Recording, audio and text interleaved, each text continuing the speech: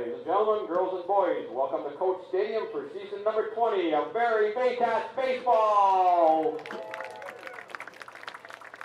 Tonight's Intercounty Baseball League game features the visiting Kitchener Panthers in your 2014, 2015, 2016, 2017, 2018, and 2019 IBL champion Barrie Baycats.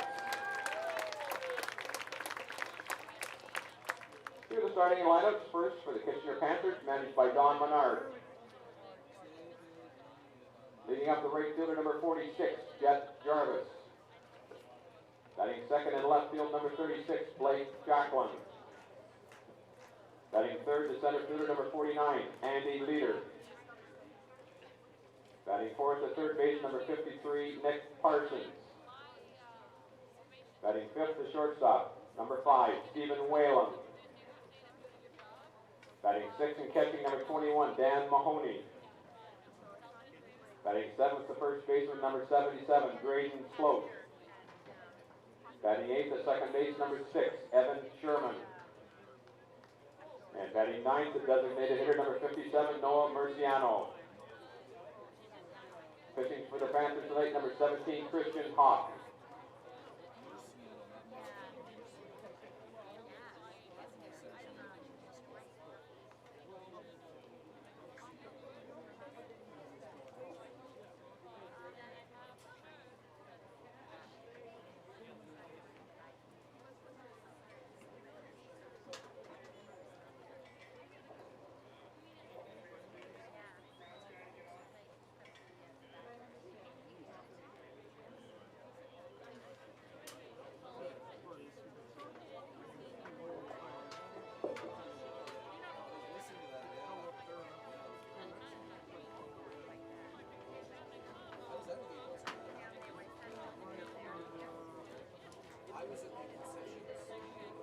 Are the starting lineups for your Barrie Baycats, managed by Josh Matlow.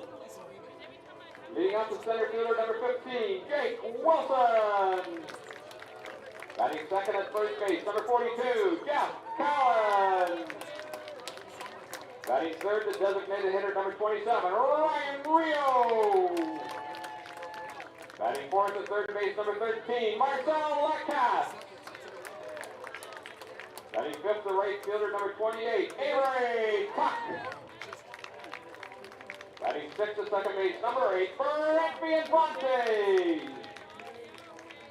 Batting seventh, the left fielder, number 26, Jake McDonald. Batting eighth and catching, number 34, James Anderson. And batting ninth is shortstop, number 3, Carson Burns.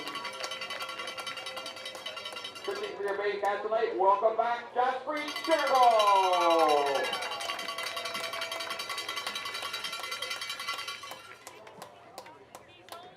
Here are the umpires for tonight's game. Call the balls and strikes. Mr. Ryan Herron. At first base, Mr. Mackenzie Wright. And at third base, Mr. Tubba Bay.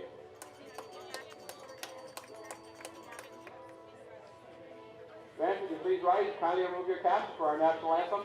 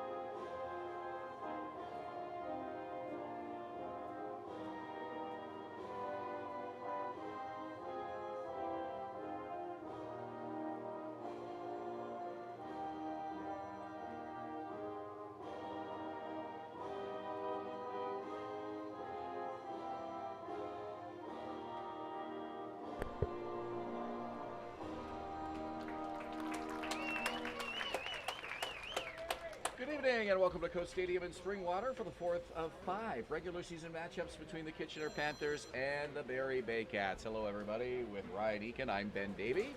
And the Baycats 2-1 for the first 3 so far this season. Ryan, it's been the road team undefeated in the season series. Kitchener with a win here in Barrie on July 27th. Barrie sweeping a doubleheader in Kitchener on August the 15th. And in game 1 of that doubleheader, it was Christian Hawk that pitched for the Panthers, and the Baycats, to their credit, were able to get on top of him for being the great pitcher that he is. He's back on the mound for the Panthers tonight, going up against Jaspreet Shergill, who makes his return to the Baycats for the first time since the 2018 season. We'll talk more about Jazz as we head through the evening, but let's give you the starting lineup for the Panthers tonight under manager Don Menard. Jet Jarvis is the leadoff man in right field. Blake Jacklin batting second and left. Andy Leader in center field bats third. Nick Parson cleanup, and at third base tonight, Stephen Whalen is the shortstop batting fifth. Dan Mahoney behind the plate batting sixth. In the bottom third of the order, Drayden Sloat, Evan Sherman, and Noah Murciano. And a lot of excitement here at the ballpark tonight, Ryan, as Baycats fans get another look at Jazz Shergill making his 2021 debut. Shergill's exactly what the Baycats need. He can give you innings, multiple innings. He can go 6, 7, 8 innings. He comes into this season, mid-season form for the Baycats. He joined the German team, German league back in the spring, so he's pitched a ton of innings this season, and that's exactly what the Baycats need. He knows how to pitch in this league. He's going to throw strikes, a ton of ground balls to Jaspreet Shergill, so the Baycats defense, especially the infield, has to be on top of its game tonight. Defense for the Baycats tonight, Jake McDonald, Jake Wilson, and Avery Tuck are in the outfield left to right. It's Marcel Lacasse at third, Carson Burns at short, Branfi Infante at second, Jeff Cowan, the veteran, at first base, and James Anderson behind home plate, calling the balls and strikes.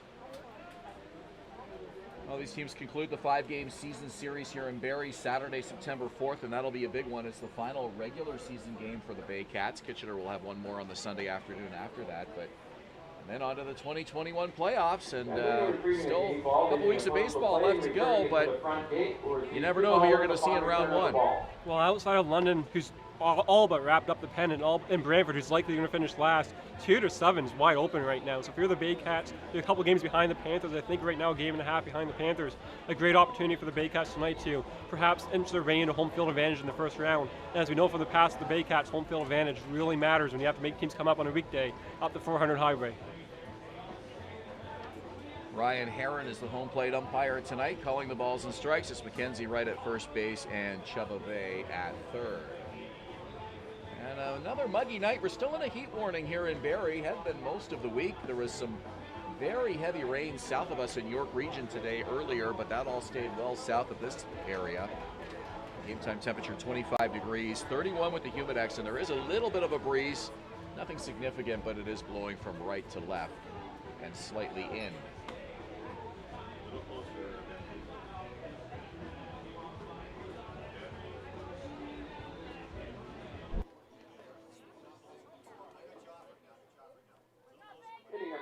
By the Cage Barrie. Barrie's only indoor public batting cage is the Cage Barrie.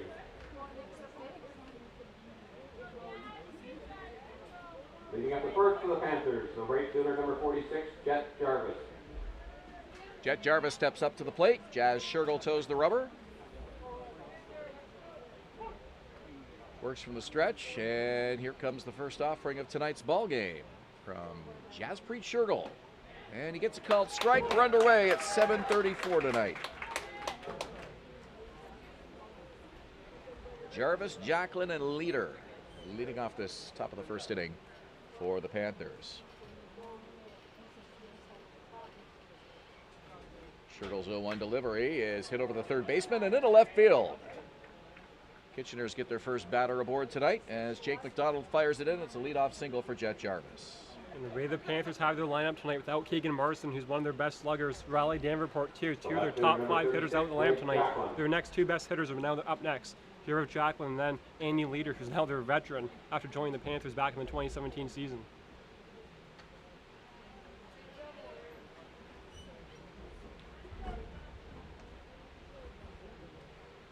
Shergill checks the runner. Here's the abbreviated delivery from Shergill, and he misses on the first offering, 1-0.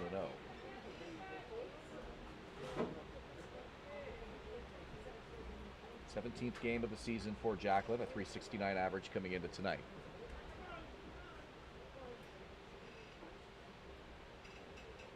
Shergill taking his time.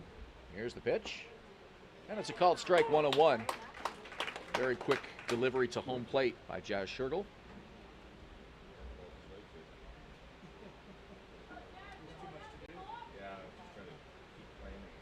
Jarvis at first, nobody out. 1-1 count to Blake Jacklin, the left fielder.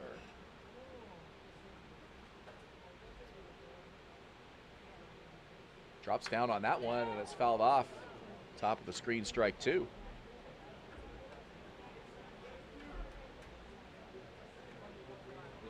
Be interesting to see how often we see Shergill drop down, as he did on that last pitch. It's a sidearm pitcher who will sometimes throw overhand too, especially the guys on base. So Panthers have to be well aware of what's happening with Shergill on the mound tonight.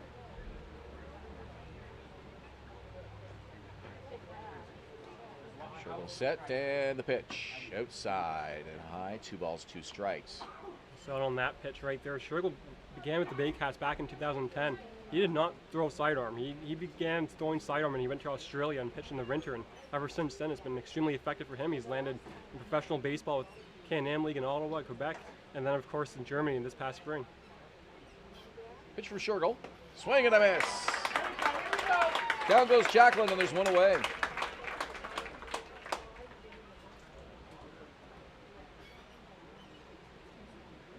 The center fielder, number 49, Andy Leader.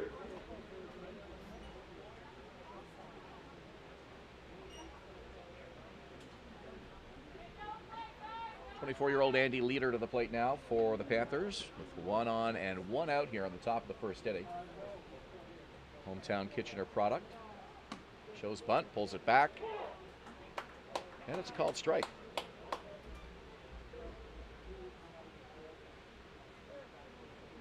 Leader, a grad of Canisius College.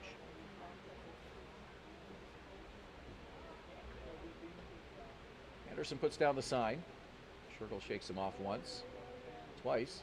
Now looks at the runner and comes set. Quick delivery by Shergill as he drops down, and it's a called strike. 0-2. He's got those varying release points that we've seen already here in this first inning. The whole question is effective at keeping hitters off balance, to say the least.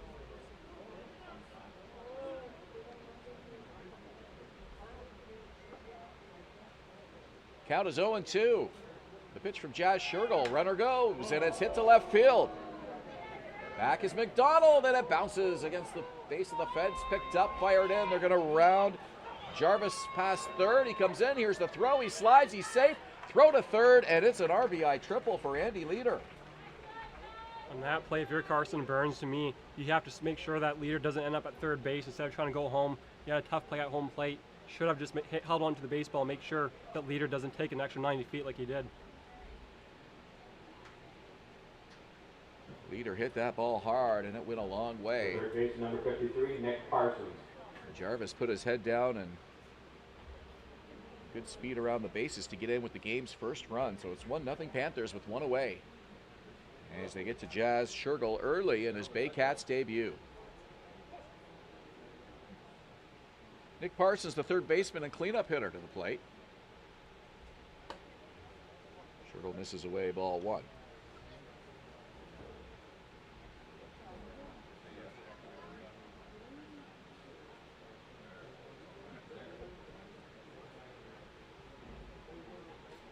Parsons, 21 years old. This one gets away, goes all the way back to the screen, and in to score is Andy Leader.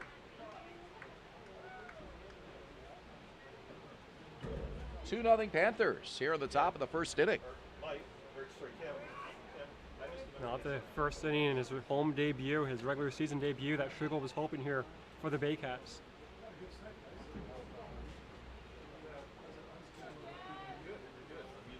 Baycats starting pitching has been very good this year, led by ace Juan Benitez, who has 8 starts, including a complete game. He's 4-1 with a 2.70 ERA. Josh Matlow looking to build around that. Marshall Leishman has turned into a pretty solid starter as well. 4 starts following an impressive relief appearance in his debut. The issue with a guy like Leishman is he's gone back to school, so for the Baycats for the rest of the season. You have Benitez, and you know what you're going to get from Juan Benitez, your absolute ace. But with Jasper Shergill and Andrew Grider at worst, can those two guys keep you in a game throughout the season? That's all they need at this point, given how red hot their offense has been over the last week or two. 2 balls and 2 strikes to Nick Parsons. Pitching coach Brad Grieveson has also made 3 starts and 8 appearances this season. He's 3-2 with a 3.29 ERA. We saw newcomer Andrew Grider here on Tuesday night as well. He's got 2 starts and 3 appearances, and he's already 2-0 this season.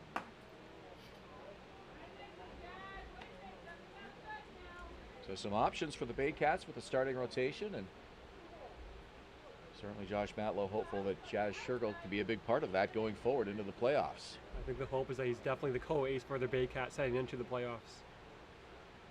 3-2. Here's the pitch. Hit over the shortstop. Burns took a couple steps back. It went over his head, and it's a base hit for Parsons. Shergill not fully in this Panthers lineup right now.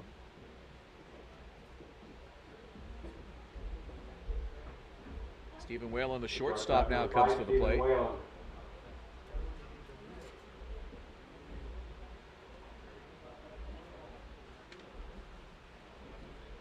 Whalen with a .283 average, 1 for 4 against the Maple Leafs last night, a 20-3 loss.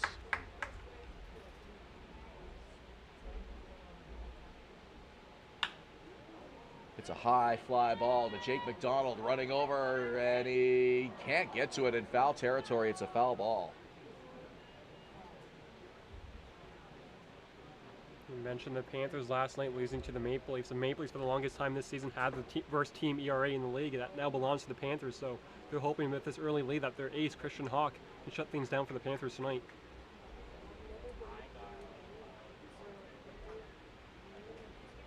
Whalen went 1 for 4 in that game last night against the Leafs. And he bats here with a runner on and 1 out, and the Panthers already up 2-0 on the Baycats. Shergill's pitch. Fouled off, and the count is no balls and 2 strikes.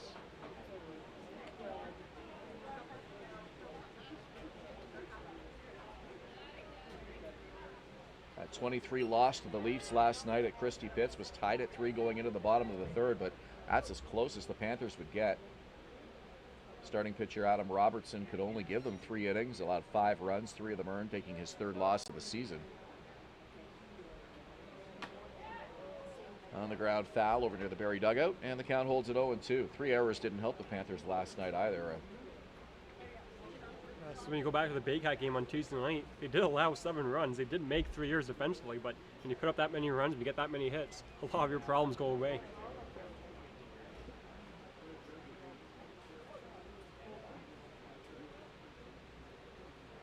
No balls, 2 strikes, 1 out. Shergill with the delivery. Went off speed and it's high. The count is 1 ball and 2 strikes. Catcher Dan Mahoney on deck. This inning started with a single by Jet Jarvis. Came around to score on an RBI triple by Andy Leader. Leader would score on a ball that got to the backstop. And Parsons now aboard with 1 out. Panthers looking to add to a 2-0 lead. Pitch from Shergill. Ball 2, and the count is even.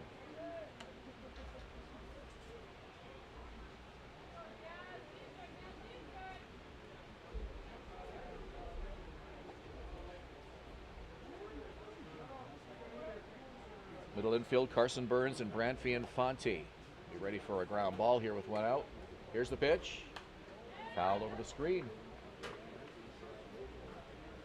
Barrie snapped a 3-game losing skid here on that Tuesday night game against the Leafs, 18-7. I mentioned Grider picking up his 2nd win of the season.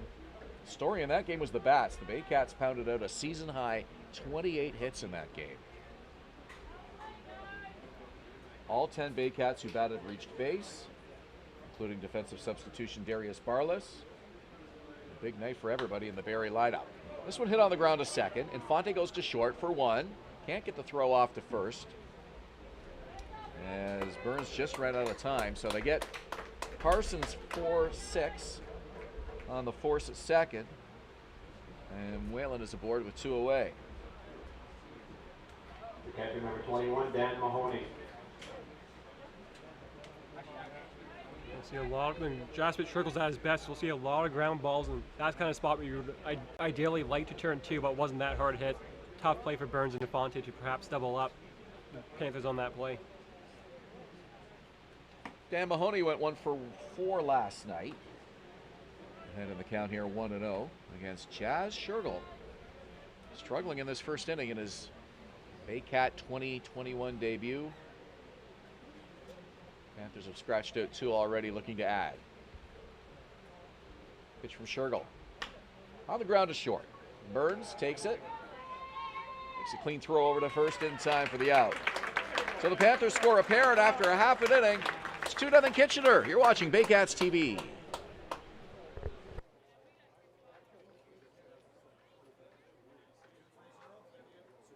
For Kitchener's first, 2 runs and 3 hits and no errors, 1 runner left on base.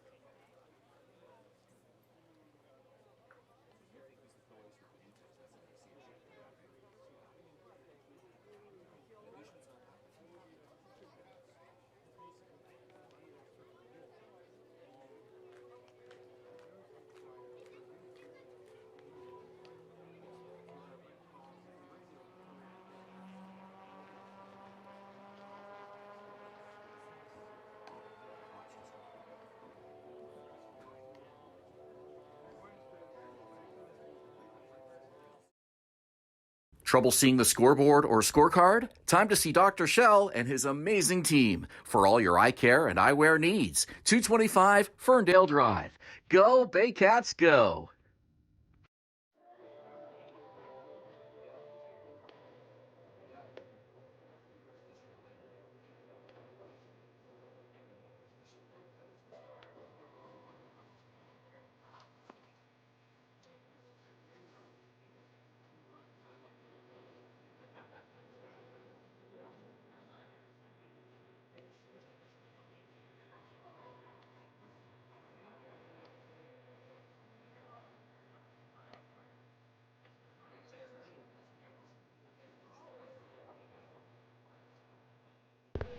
Go to the bottom of the first inning. It's brought to you by the Cage. Barrie's only indoor public batting cage. For the Baycats, Jake Wilson, the leadoff man, followed by Jeff Cowan and Ryan Rio. Marcel Lacasse, the third baseman in the cleanup spot tonight. Avery Tuck bats fifth. Ranfi Infante in the sixth spot. And Jake McDonald, James Anderson, and Carson Burns round out the order 7 through 9 for Josh Matlow and the Barrie Baycats. Facing right-hander Christian Hawk, who is the ace of the Kitchener Panthers starting staff this season. Hawk had his struggles when he first came into the IBL, but he's been absolutely outstanding. He's one of the best Canadian pitchers now in the league the last couple seasons. You go back to that 2018 finals, he was outstanding against the Baycats. Right back to the mound. Hawk with plenty of time, makes the underhand toss and quickly one away. Defense for the Panthers is Jacklin, Leader, and Jarvis in the outfield left to right. Nick Parsons at third, Stephen Whalen at short. Evan Sherman at short, Drayden Sloat at first.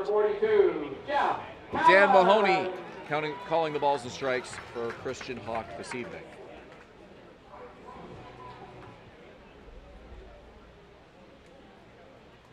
Hawk, 24 years old, from Waterloo. Went to Wilfrid Laurier University, stands 5'11", 190 pounds. He's one of the best pitchers in the OUA with Wilfrid Laurier, absolutely outstanding pitcher in that league, and it's been starting to translate finally to the IBL, which is clearly a higher level when you consider the competition. The guys are older and all that, so he's been absolutely one of the best Canadian pitchers in the league the last 3 seasons. Well, he's definitely been the one bright spot in the Panthers starting pitching staff this season, as this one's chopped to third. Easy play for Parsons, 2 down in the second inning. Through 6 starts, Hawk is 4-1 with a 3.82 ERA, but past him, the starting pitching has really struggled. Stephen Gate has kind of been their number 2 guy with 4 starts. His ERA 7.71. Adam Robertson who started last night. He's been used primarily as a reliever, but has seen some starts as well. And Liam Devine has made 5 appearances for the Panthers this season, 3 of them starts. His ERA up over the 7 run per game mark as well. I think the Panthers were hoping for a lot more from Stephen Gade. Outside of that, they knew they had a lot of question marks, and sadly, none of those question marks have been able to develop into something that they can truly trust. So outside of Hawk, they really don't have much in that starting rotation, nor in that bullpen.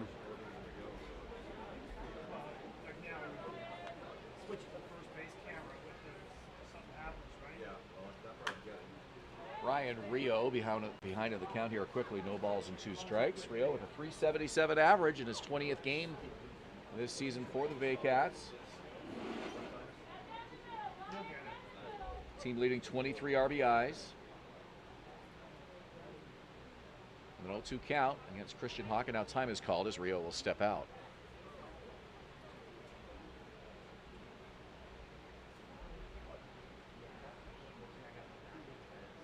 Pitch hit up the middle and into center field.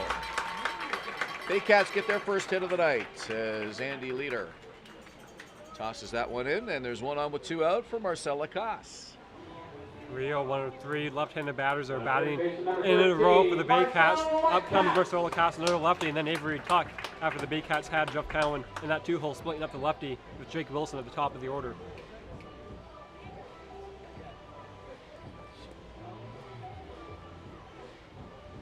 Marcel Lacasse hitting .303 in his 20th game as well this season. Lacasse still looking for his first home run here at Coach Stadium. He hit 2 bombs at Christie Pitts in Toronto a few weeks back, but now would be a nice time given that another base hit doesn't really do much for Ryan Rio.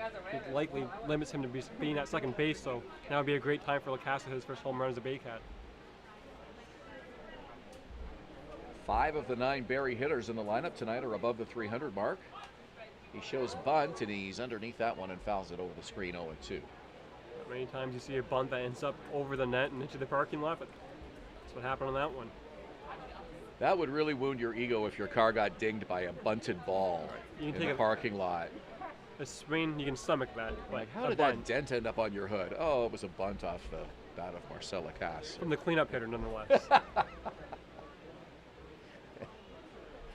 No balls, 2 strikes. Pitch from Hawk. Swing and a miss. So the single by Ryan Rio stranded at first. We're through an inning at Coates Stadium. It's a 2-0 Kitchener lead. You're watching Baycats TV. No runs on 1 hit, no errors, 1 runner left on base.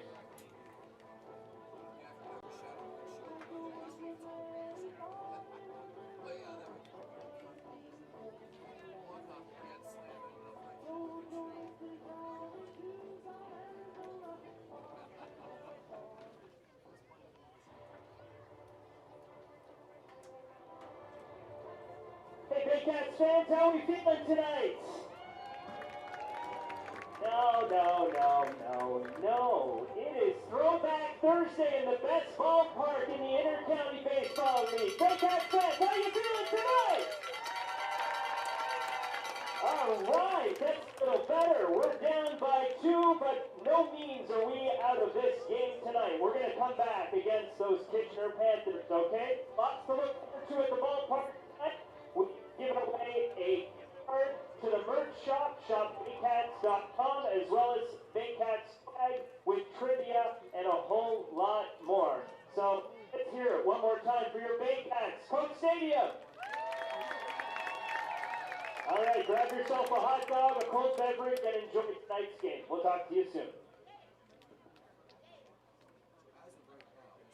Inning number 2 is sponsored by Kingdom Bounce, specializing in kid-friendly inflatable structures. Visit them at kingdombounce.com.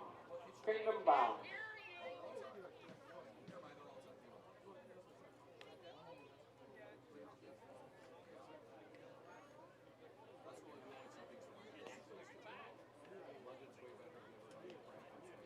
For anybody following the Canadian-U.S.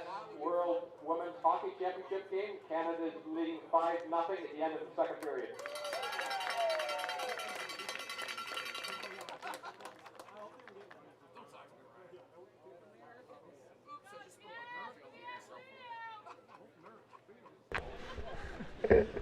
Second inning here at Coast Stadium in Springwater. It's 2-0 Panthers. The first baseman, number 77, Drayden Sloat. Then Davy with Ryan Eakin. Our second inning is sponsored by Kingdom Bounce, specializing in kid-friendly inflatable structures. Visit them at kingdombounce.com. Jazz Shergill touched for 2 runs in the first. We'll work to the bottom third of the order here in the second inning.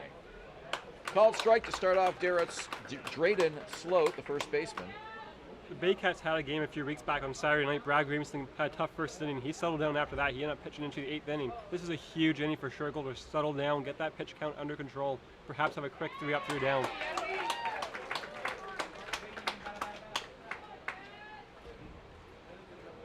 Sloat, 22-year-old Kitchener native, Wilfrid Laurier University.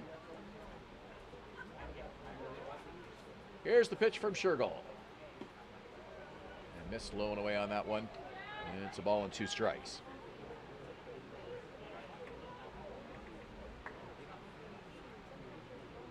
Big, strong hitter at 6'3", 210 pounds. Shergill's pitch. Swing and a miss. Into the glove, strike 3, and there's 1 away. You're the man, Jazz. Come on now. Painful looking swing for Sloat on that, strike 3. He started the swing, realized Shergill had gone off speed, I think, and just was unable to stay with it. So here's Sherman, the second baseman.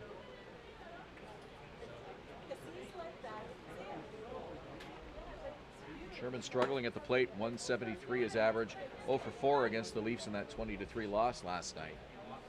It's not a great 7-8-9 in that Panthers lineup.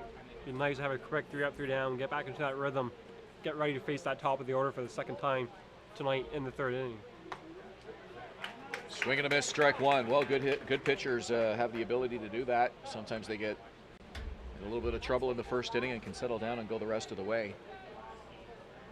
Shergill's experience, we'll see if he can get into that rhythm here tonight in his Baycats debut for 2021. 2 balls and a strike here to Sherman. Murciano, the DH, is the number 9 hitter on deck.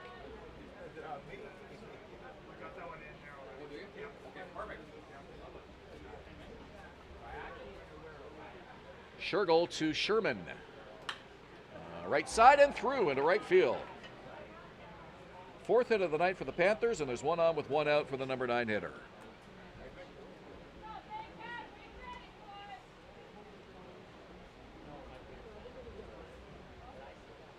The designated hitter, number 57, Noah Murciano.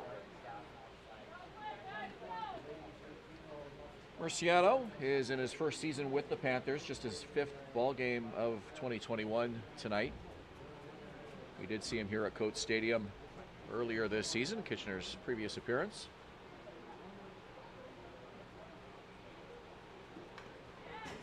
Gets a piece, fouls that one back. It's no balls and 1 strike.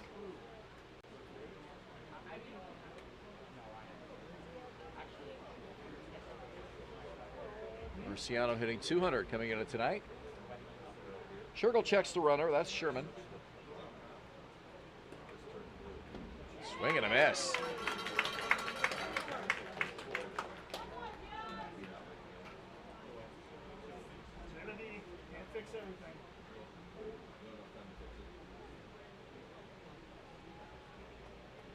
Jazz Shergill comes set. No balls, 2 strikes to Noah Murciano. The pitch on the ground, right back to the mound. And he bobbles it. Gets the throw over to first, not in time. Put it in the dirt. It was gloved by Cowan cleanly, but no play, and that'll put 2 on with 1 out. That's a potential backbreaker. You know, Shergill was thinking, let's get this out of my glove as quick as possible, get it to the second baseman who can throw it first for a inning double play, but now you get no 1 out, and up comes the top of the order for the Panthers for the second time in the second inning.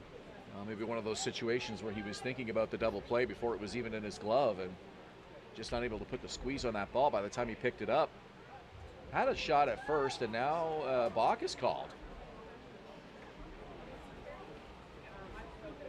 So both runners will advance 90 feet. Sherman to third, Murciano to second. Not much of an argument from anyone on the Baycats.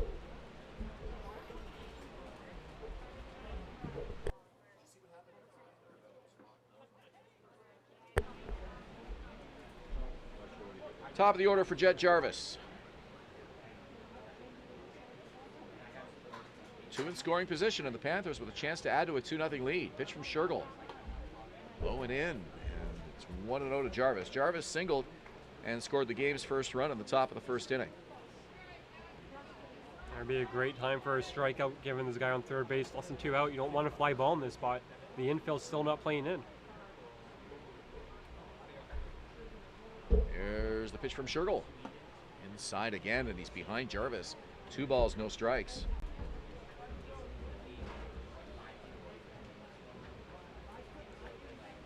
Jarvis a lefty, Jacklin up next a lefty, so not getting any easier here for Jasper Schergel, a right-handed pitcher. Jacklin on deck hitting .369 and 12 RBIs. Certainly don't want him up there with the bases loaded. 1 out in the inning. Sherman at third, Murciano at second. A single, an error, and a balk. 2 in scoring position here with 1 out in the second inning. Schergel's 2-1. And that's fouled back to the screen, and the count is even, 2-2.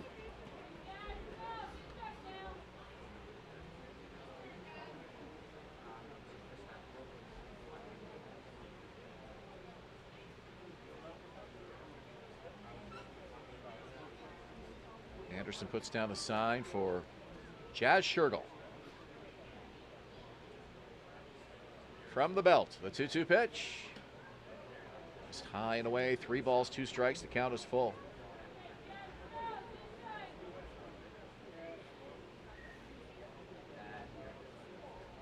There is a base open, but it doesn't get any easier for Schergel if he walks Jarvis in this spot. Here's the 3-2 from Jazz Schergel. Foul back over the screen as he came right back at him with a 3-2 fastball. Situation here where Jarvis probably knows what he's going to get. That was pitch number 40 of the ball game for Schergel. Just 1 out in the second inning. You don't want to be averaging around 20 pitches an inning, Ben. He has had his battles here in the early going in his 2021 Baycats season debut. 3-2 pitch as he drops down. It's hit on the ground. Cowan will trot to first, makes the out there, run scores. 2 outs in the inning for Blake Jacklin.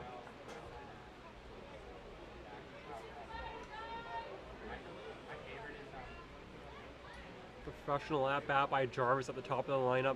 Panthers will take that absolutely every day of the week. Obviously, we'd love to have a big inning for the Panthers, but a simple ground ball to the right side of the infield brings in a runner from third. Great baseball by the Panthers. So Evan Sherman scores the 3rd run for Kitchener. Noah Murciano advances to 3rd.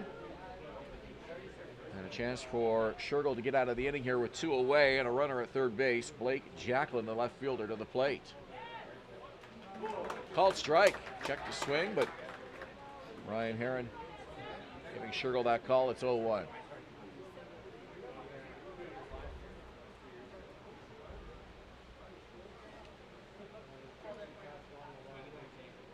Schergel's pitch. Sidearm delivery, and it's a swing and a miss from Jacklin. Strike 2.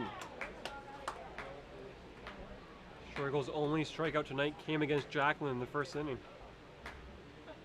Fans would love to see Schergel get out of this second inning here. Could be worse than it has been. A 3-0 Kitchener lead already. Here's the 0-2 pitch. On the ground, foul. Bounces off the fence. No balls, 2 strikes. The count to Blake Jacklin.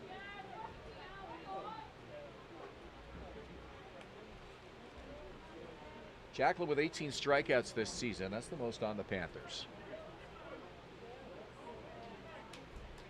And Schergel with 2 strikeouts tonight. Let's see if he can finish him off here. 0-2 on the way. Swings and misses. The ball goes back to the screen. Here comes the runner home. Back on it is Anderson. He has no play. It's a 4-0 Kitchener lead. Not often do you see a pitcher have this much things go against him. Obviously, some of it was self-inflicted with the ball and the error at first on the pitching mound, but he had the final out in the inning, and it so happened to be a wild pitch, a pass ball, and that makes it 4-0 Panthers. So Shergill indeed got his third strikeout, but we didn't expect it would bring in a run and put another runner aboard for Andy Leader, the center fielder, with 2 out.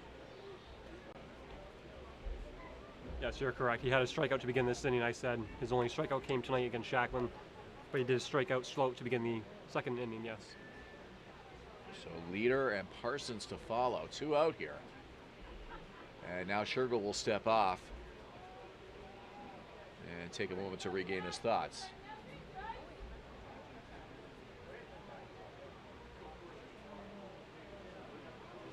Blake Jacqueline is a perfect 5 for 5 in steal attempts this season. 1-0 the count to Andy Leader. Leader's RBI triple brought home Jet Jarvis with the game's first run. Kitchener has added 3 more since.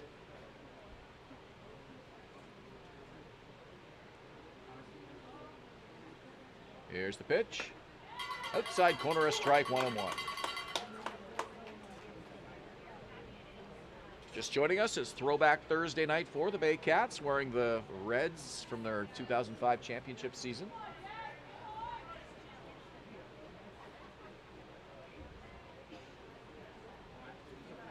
One ball, one strike. Shergill gets the sign he wants. Here's the pitch. Held it off at home plate. Is it fair? It rolled foul over the line. And the count is 1-2 to Andy Leader, the center fielder.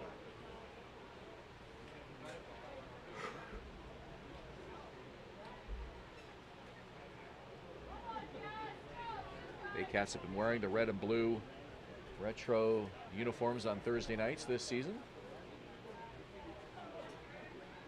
Mixing up the look a little bit from the traditional blue and white. 1-2 pitch from Shergill. Swing and a miss as Leader fooled. Lunging for that one, not even close. 4th strikeout of the game, and down goes Leader. But the Panthers score another 2 through an inning and a half. It's 4-0 Kitchener. You're watching Baycats TV. Rock 95 and the Barrie Baycats are giving one lucky kid a chance to be the honorary Rock 95 Junior Baycats for each home game this season.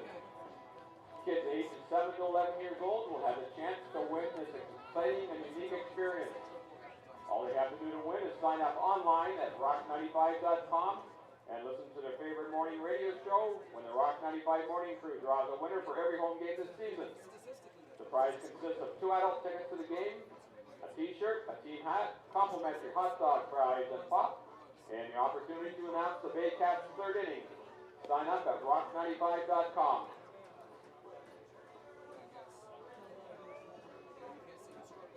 If Baycats pitchers strike out 5 or more opposing hitters during any home game this season, each fan in the park will receive a coupon for a free taco courtesy of Yo Taco, located at 3 Clapperton Street in Barrie. We are sitting at 4.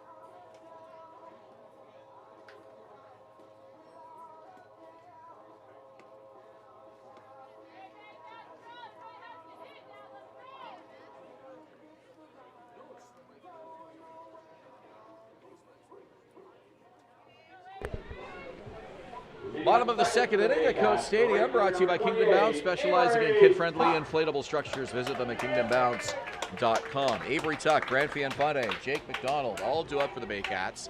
And the bottom of the 2nd inning, and some work to do early in this game as they trail by 4 already.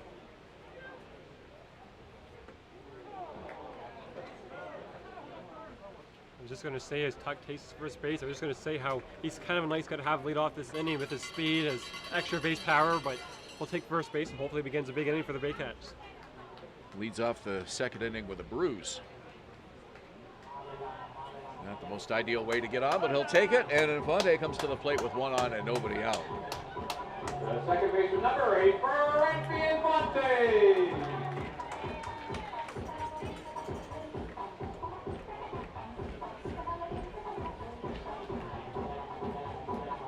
Branfi Infante comes to the plate with a .333 average, and he had a 2 for 3 night here against the Toronto Maple Leafs on Tuesday evening. But Infante scored 4 runs in that game, at 18-7 slugfest here against Toronto on Tuesday night.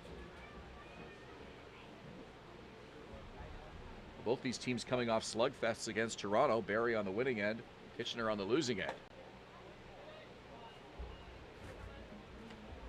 High-scoring games are nothing new for the Toronto Maple Leafs on both sides of the ledger. It really does seem for the Leafs that you either blow them out or they blow you out. So 1-0 pitch is inside a ball. 2 balls, no strikes. Interesting that 20-3 loss last night to the Toronto Maple Leafs. 23 runs scored in that game. That game was completed in 2 hours and 43 minutes. Now, I saw the White Sox play the Blue Jays last night at the Dome. This one's hit to left field. And rounding second is Tuck into third, and he beats the throw. Into second is Infante. And 2 on with nobody out for the Baycats here in the second inning. full credit to Branfi Infante. Doesn't play a lot of road games, if any road games. He only had 1 road game this season in Christie Pitts in Toronto last Wednesday. But he's been excellent. Even without a lot of the reps he's had, he's been outstanding. He has his first hit tonight with a double. So as I was trying to say, I saw the Jays play the White Sox last night. It was a 3-1 game, and it took more than 3 hours. It was 3 hours and 10 minutes. That 20-3 game at Christie Pitts last night with 23 runs, 2 hours and 43 minutes. Yeah, you would think that game would be 3.5 hours, closing down 4 hours. We've seen some games that long. Absolutely. At Jack Dominico Field, but they were moving along last night. Shocking statistic. It's not even a stat, it's just interesting footnote. Every game's a little bit different. You just don't know what to expect. We go back to Saturday night's game against London. That game was cruising for the first 6-7 innings before the last 2 innings became a standstill. Baycats looking to put the memory of that long behind them here. One of the ugliest losses we've seen at Coates Stadium in some time. 1-1 is fouled off. That caught a piece of the mask of Mahoney. And it's 1 ball and 2 strikes to Jake McDonald. Tuck at third, Infante at second. Chance for Barrie to get on the board here with nobody out in the second inning.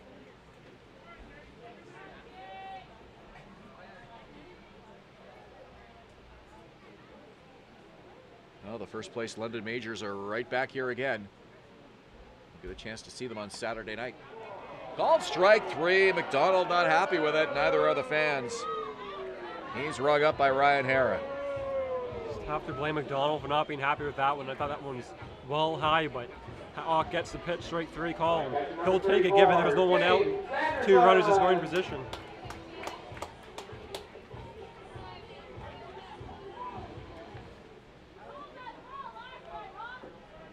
James Anderson to the plate. He had a breakout night of sorts in that game against Toronto as well, going 3 for 5, scoring 4 runs. Definitely one of his biggest games with the Baycats this season. He's given the Baycats professional at bat. The results haven't really shown up. To begin the season, he was striking out a ton. The strikeouts have been cut down. He's finally putting the ball in play, and the contact's been pretty decent too. Average starting to climb. It's up to 255 now after that slow start. He's been a very reliable player for the Baycats this season. Ball and a strike to him here. He's behind the plate tonight. Put a little bit of everywhere this season, it seems. 1-1 to Anderson.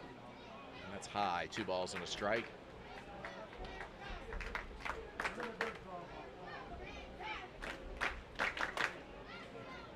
Tuck at second, Infante, or Tuck at third, Infante at second. This inning started with a hit pitch.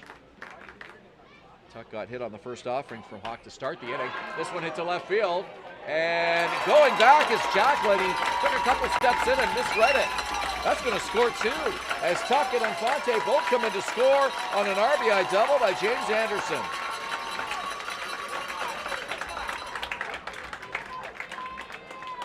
Here at Jacklin in left field, that should have been a fly-out RBI. It's a 4-1 ball game. Instead, it's 4-2. Guy at second base, less than 2 outs still. for Carson Burns. This is the Baycats lineup's about to turn around again.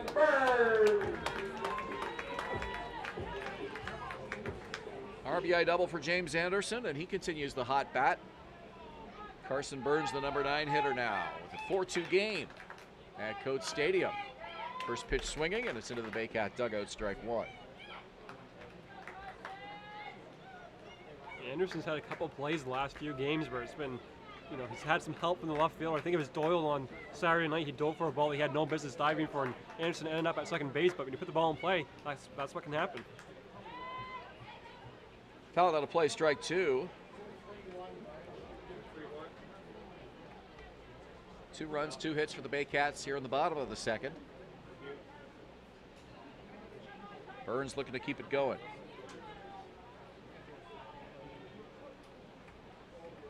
Christian Hawk with a pair of strikeouts tonight. The wind and 0-2 offering misses inside as he mixes it up. 1-2 the count now to Carson Burns. Burns 3 for 6 on Tuesday night against Toronto. Drove in 3 runs. And he evens the count at 2 balls and 2 strikes.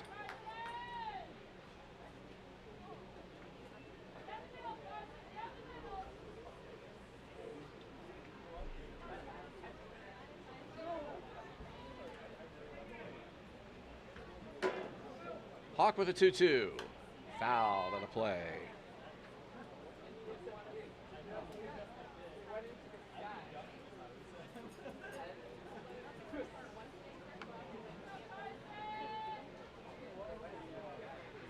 Fourth of 5 regular season matchups between the Panthers and the Baycats. The road team has won all 3 games.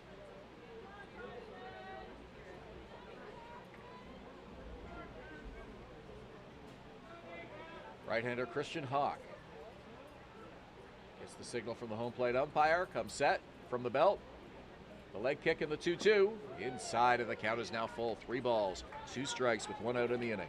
You saw the last half inning. The Panthers were outstanding. They had great at-bats, and they were rewarded for it. They had runs. They put the ball in play. Carson Burns is having an outstanding at-bat for the Baycats here, and he's 1 pitch away, perhaps drawing a walk. Fell behind in the count 0-2. Here's the 3-2. He swings and misses. Burns goes down swinging. 3rd strikeout of the game for Hawk, and it brings leadoff man Jake Wilson to the plate. After all that, he ends up striking out on what would have been a free pass. That was a ball for a pitch. Good to see him battle back in the at-bat, however, as you mentioned. Really making Christian Hawk work for those outs, and here's Jake Wilson now to the plate.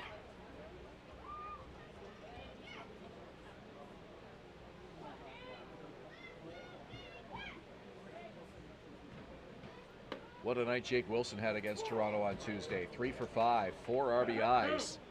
Got that average up to 382 now.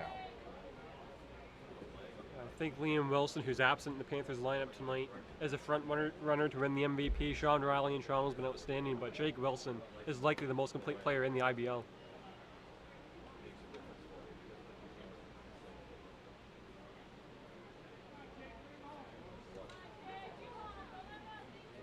Jake Wilson has scored 25 runs. That's tops on the Baycats and 5th in the IBL.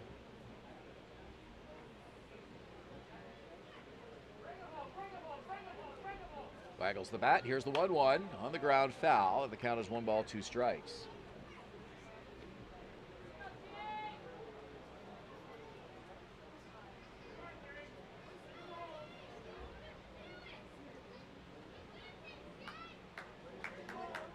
Christian Hawk looking for his 5th win of the season.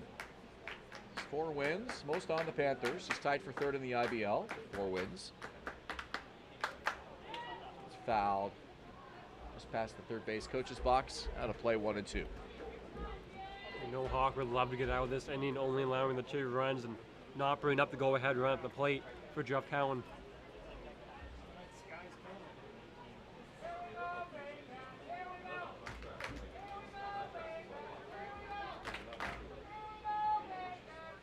Hawk to Wilson. It's gloved by Hawk. And he records the 3rd out of the inning on his own.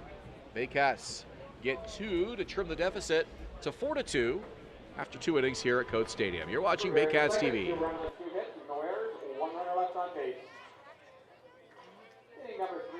by Kurtz Coolers, mobile refrigerated freezer trailer rentals, Kurtz Coolers.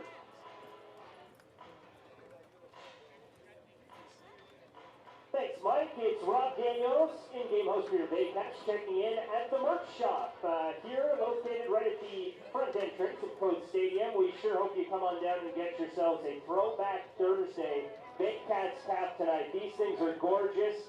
They're all red. They're vintage, nostalgic, central. So get your Throwback Thursday baseball caps here at the merch shop. And of course, shopbaycats.com for all your favorite Cat swag, okay? We'll talk to you soon.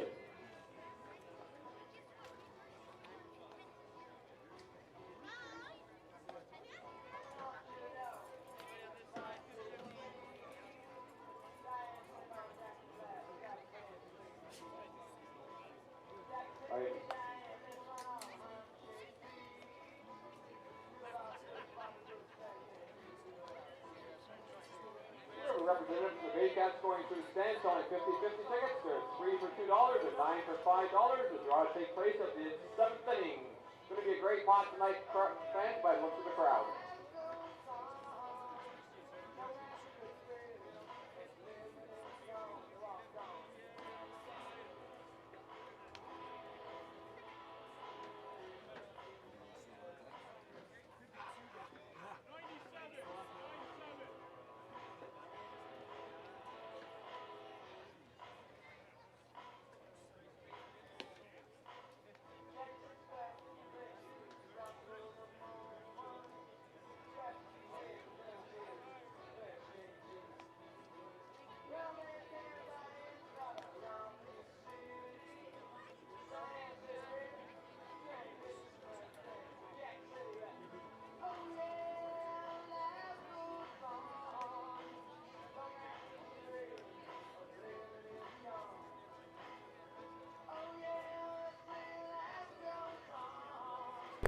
Pitching change for the Baycats as Jazz Shergill's 2021 debut ends up being a short one, working just 2 innings. Christian Mullen will come on in the game to make his 4th appearance of the season in relief for Josh Matlow here tonight. I'm not sure if that was the plan the entire time, or Shergill just to get him a couple of innings, ease him back in. I would doubt it, given he's pitched in Germany, so there's not really an issue in terms of, not being able to go the distance or at least go 6-5 innings. But in comes Christian Mullen, who did have a nice outing in relief back at that doubleheader against the Panthers a couple of weeks ago in Jack Houghton Park in Kitchener, but he has had his struggles this season too. I mean, that ERA after his first game in Brantford, he wasn't able to get an out. He had an ERA at an infinity heading into that game against the Panthers, so should be interesting to see if he can have some success tonight against the same team he had success against a couple of weeks back. Yeah, he allowed 6 runs, 4 of them earned in that forgettable game at Arnold Anderson Stadium in Brantford on August the 4th, an 8-1 Baycat loss, and Brantford scored all 8 runs in that first inning. And his defense didn't help him, but that's still as poor as an outing as you can have for a starting pitcher. I mean, it goes without saying when you have an ERA at infinity after your first game of the season. Give him credit, though. As you mentioned, he went 3 1/3 strong innings of work in Kitchener and had a relief appearance against Toronto as well. So this is his 4th appearance and his first appearance at home. And he gets a strikeout against his first batter here at home as Nick Parsons goes down swinging. And going back to that relief performance against the Maple Leafs, he had a nice, I believe, 6th inning. Baycats manager Josh Matlow trying to extend him for the 7th inning, trying to get a second great outing from him, and that didn't go even closer to his plan, where he walked Jordan Castaldo and Justin Morrow hit a home run to cut the Maple Leafs lead, Baycats lead into 1. Maple Leafs ended up winning that game last Wednesday.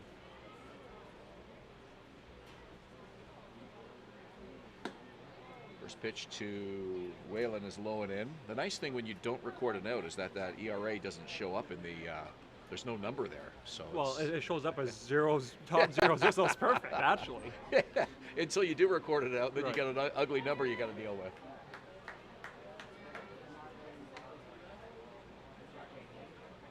Dan Mahoney, the catcher, on deck.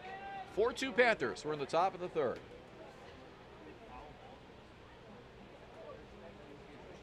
Christian Mullen in relief of Jazz Shergill. Inside corner 1 and 2. Mullen finding his spots so far. It's an expanded strike zone for both sides tonight, so no complaint on either side because the strike zone is what it is.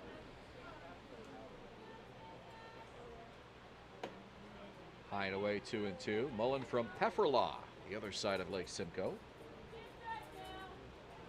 Stands a tall 6'4", 210 pounds. Celebrated his 24th birthday this month. Time is called, and Mullen was well into his delivery. Whalen steps out. Always cringe when that happens because as a pitcher you start your motion and there's always that hesitancy as to whether to go ahead and just deliver the ball or hold up. Risk injury. Swing and a miss. Back-to-back strikeouts here for Christian Mullen. Pulling back to Saturday, the Yankees game, Bruden O'Doherty backs out, says give me time, and ends up hitting a home run that doesn't count. So it can go both ways against pitchers and batters. And the umpire said, sure, you want time, here it is. Couldn't have happened to a nicer guy. Yeah, Bruden O'Doherty will always have a soft spot in the hearts of Blue Jays fans, no matter what team he plays for. Perhaps even more so now as a Yankee. For sure. The count is 1-0 to Dan Mahoney. Mahoney grounded out to end the first. 0-for-1 tonight. And he lifts a fly ball to right field. Avery Tuck has to hurry, can't get there, but the ball is foul. That ball kept slicing, and that's a disadvantage for Tuck, but it's also a disadvantage for the batter since that ball did just that, kept slicing.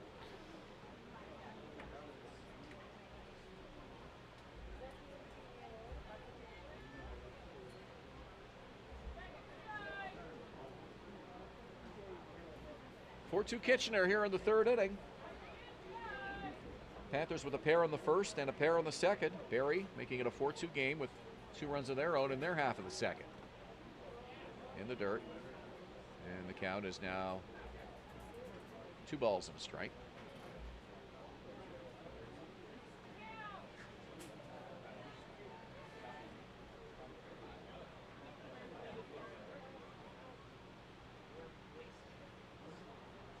Pitch from Mullen.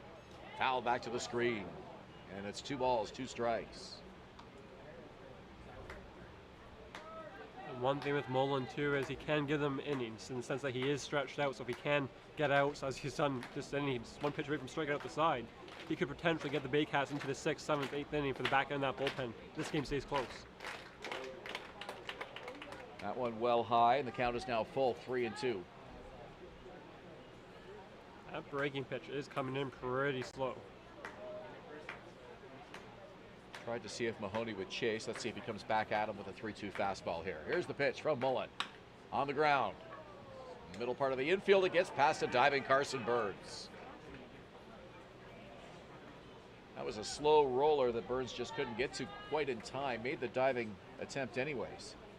Mullen did exactly what you said he was going to do in terms of he's throwing down a slow off-speed pitch and he tries to blow him fastball by him for the last out of the inning. Didn't go as planned. The 5th hit of the night for the Panthers, and Drayden Sloat will bat.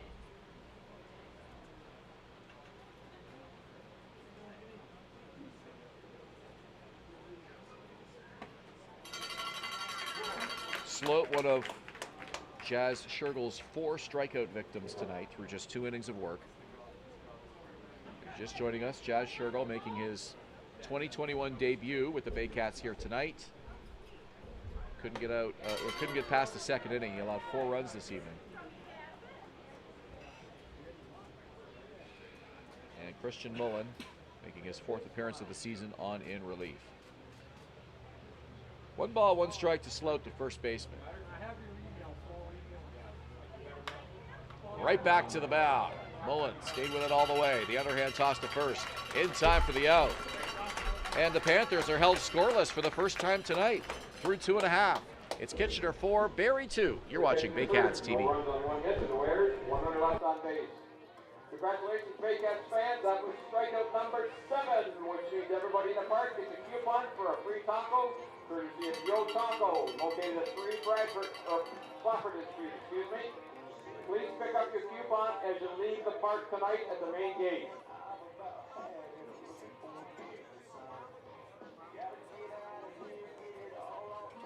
Trying to find replacement springs for your classic car can be like finding a needle in a haystack. That's where Complete Spring can help. Complete Spring Service specializes in vehicle suspension and spring service for all makes and models. Visit Complete Spring right off the Dunlop exit on the 400 in Barrie. Fans, please welcome 8-year-old Haley Snow to the booth. Haley attends Steel Street Public School. Haley wanted to get Rock 95 Junior Baycats because she thought it would be a lot of fun and she'd get to eat hot dogs. My kind of girl. Welcome, Haley.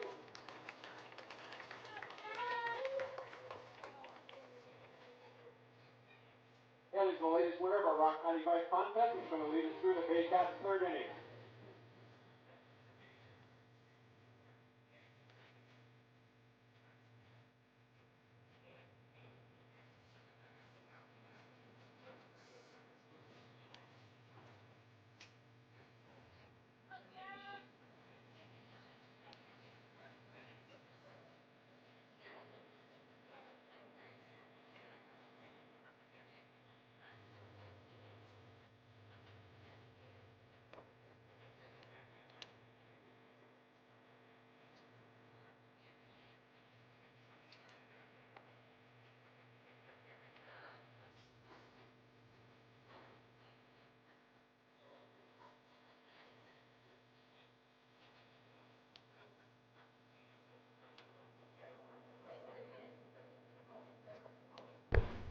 Bottom of the third inning here at Coast Stadium in Springwater Township. Third inning is brought to you by Kurt's Coolers, mobile refrigerated freezer trailer rentals.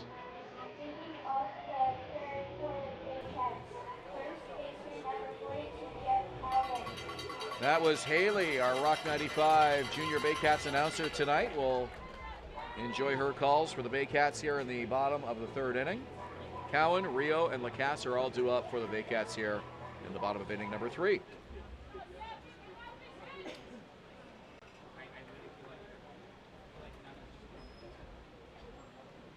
Christian Hawk for the Panthers takes a deep breath, and the first offering. It's a called strike to Cowan. Cowan 0 for 1 tonight.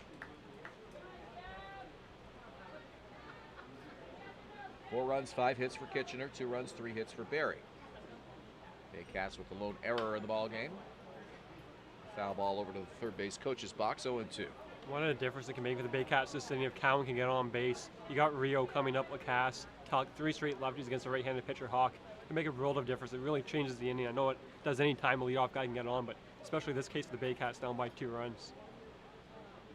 Mentioned it earlier, but 5 of the 9 Baycat hitters in this order are hitting 300 or better. It's a good, strong offense for Josh Matlow this season. That doesn't include Jake McDonald, who began the season really struggling, but he's been red hot the last 5 or 6 or so games, at least offensively. Yeah, he's had a couple of good breakout nights, as has Anderson as of late.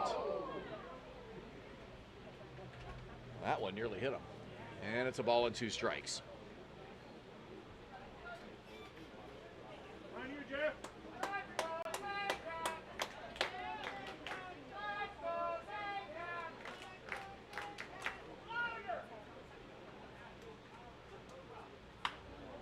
To short, a line drive gloved easily by Stephen Whalen, 1 down.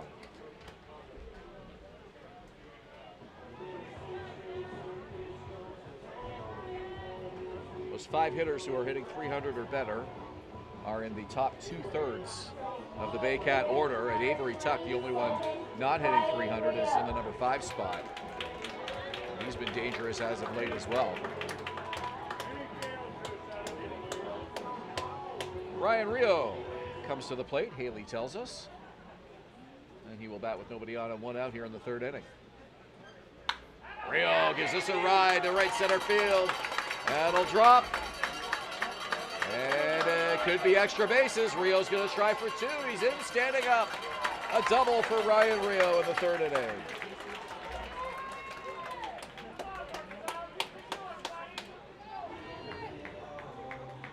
Base hit in the first inning, a double in the third inning. He's on pace to have a cycle by the 7th inning with a triple in the 5th inning and a home run in the 7th. Well, now you just jinxed him. So we'll blame you if he doesn't get it right. I'm confident I can save Ryan Rio triple tonight. Well,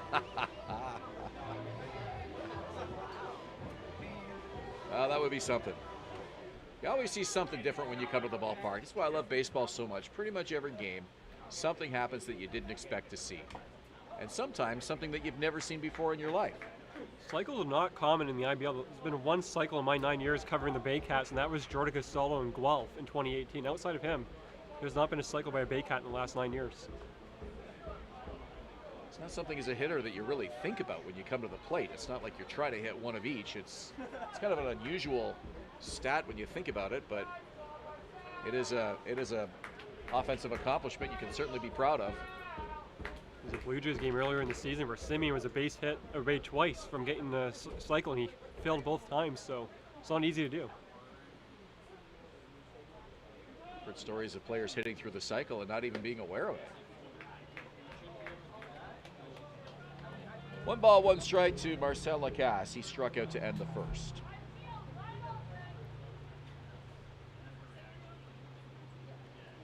Four-2 Kitchener lead. Baycats scoring both runs in the second inning. Here's the pitch. Foul. One caught a piece of the catcher, Dan Mahoney. It'll take a little bit of time to go out and chat with Christian Hawk. Count is 1 ball, 2 strikes.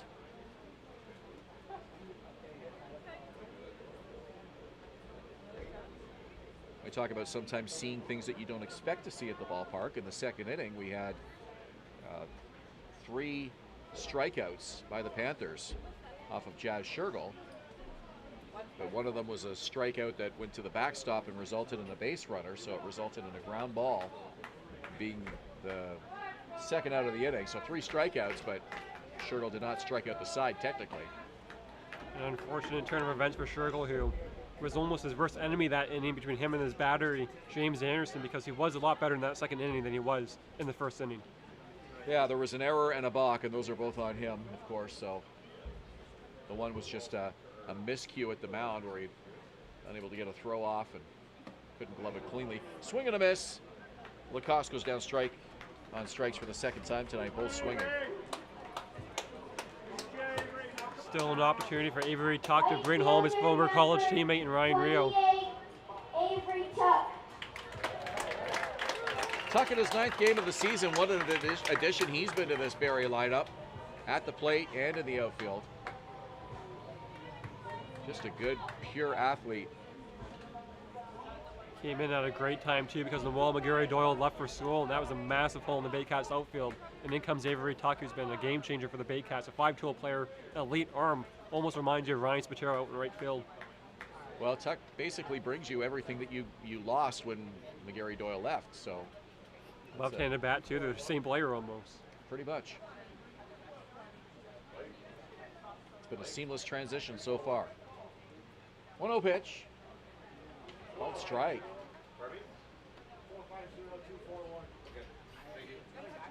Tuck was hit by a pitch and scored Barrie's first run in the second inning. 1 ball, 1 strike. Christian Hawk from the belt. Pitch is hit on the ground. Second base. That's Sherman. Gets the throw over. Tuck had the afterburners on.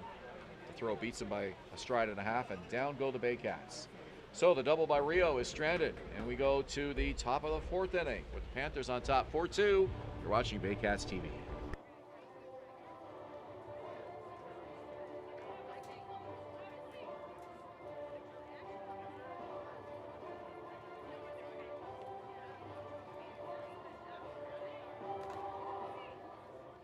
For Barrie in the 3rd. No runs. 1 hit. No errors. 1 runner left on base. Great job. All right, Baycats fans, Rob Daniels checking in with 2 other youngsters. Baycats fans, what are your names? And who are your favorite Baycats? Yeah, Ryan Rio just snapped a double last inning. That was a really, really nice hit. All right, guys, we want you to take your Baycat Stadium photos tonight. This is your opportunity to win a $50 gift card to the merch shop, shopbaycats.com, and some Baycat swag. So what you have to do is take photos of Coach Stadium, your favorite baseball players, the food you're enjoying here tonight, upload them to Instagram stories. And what you do is tag us at Barrie Baycats on Instagram stories, use the hashtag Baycats, and one lucky winner, one lucky entry is going to win tonight right here at Coach Stadium. The announcement will happen at the top of the 6th inning. So feel free to get social with us on Instagram at Barrie Baycats on Instagram. Good luck to all those partaking. Ben, how about a final hand for Haley? What a great job she did for us tonight. Thank you, Haley.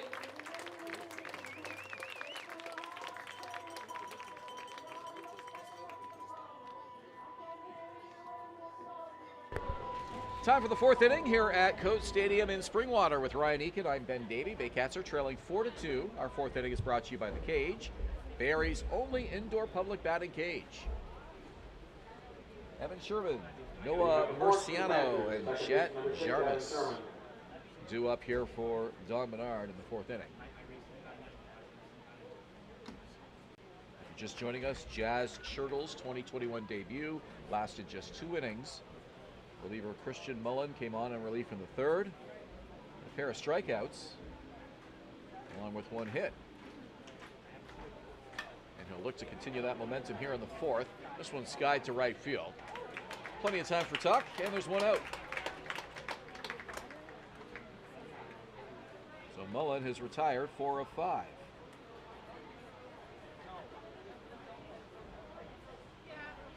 The designated hitter, number 57, Noah Murciano.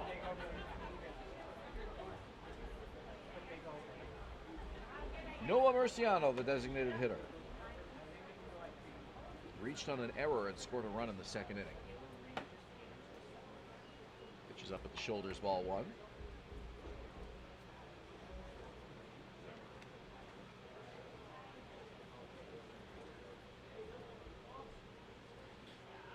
Mullen's 1-0 pitch, and it's called strike. Ball and a strike. Baycats still have 5 regular season games left after tonight. 3 at home, 2 on the road. London and Brantford each have a trip back up here once more. And then the Panthers will return for the final regular season game for the Baycats on September 4th. Baycats have road games remaining in London and Welland. And the Majors are next on the schedule Saturday night here at 7 p.m. Now that is going to be an interesting ball game. First place team in the IBL, responsible for that big comeback over Barrie last Saturday night.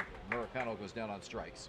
And it will be Juan Benitez back on the mound for the Baycats on Saturday night. He faced the Majors last, and I thought that was his best outing of the season. He didn't allow many base runners. I know things got away from him a bit in the 8th inning, but I thought overall that was Benitez's best outing. Yeah, he did a really nice job, and it'll be interesting to see if the Majors are a little more familiar with him the 2nd time around. A bunt attempt is foul, and it's strike 1 to Jet Jarvis, the leadoff hitter. It's a big weekend coming up for the Baycats. Saturday, Sunday, both games against London at home, Saturday on the road Sunday. They're healthy. The team they have is the team they have now. It really does go to show, how just great is this team? How great can they be? Because going up against the best team in the IBL right now in London, who plays great defense, tremendous speed on the base pass, and they get on base. And if you happen to miss it, it was one of the more frustrating nights for the Baycats in recent memory. They had a 9-6 lead going into the 9th inning, and bullpen just couldn't hold it as London scored 7 runs to make it a 13-9 lead going into the 9th. Barrie tried to start a mini rally at the bottom of the inning, but it was too little too late, and they inevitably fell 13-10 to London. In that ball game, they had 2 outs in the 9th as well. So very tough loss, and a chance for Barrie to atone for that by getting a little bit of payback here on Saturday evening. If there was one game that you were going to pick on the schedule to go to this season, that might be it. We'll see. The Baycats will be wanting to send a message right back. London 3-0 against the Baycats this season. They swept them in their doubleheader earlier in the season down in London. Well, they've proven they are the team to beat here in 2021. There's no doubt about that. 2-2 pitch is high, and it's 3 balls and 2 strikes to Jarvis.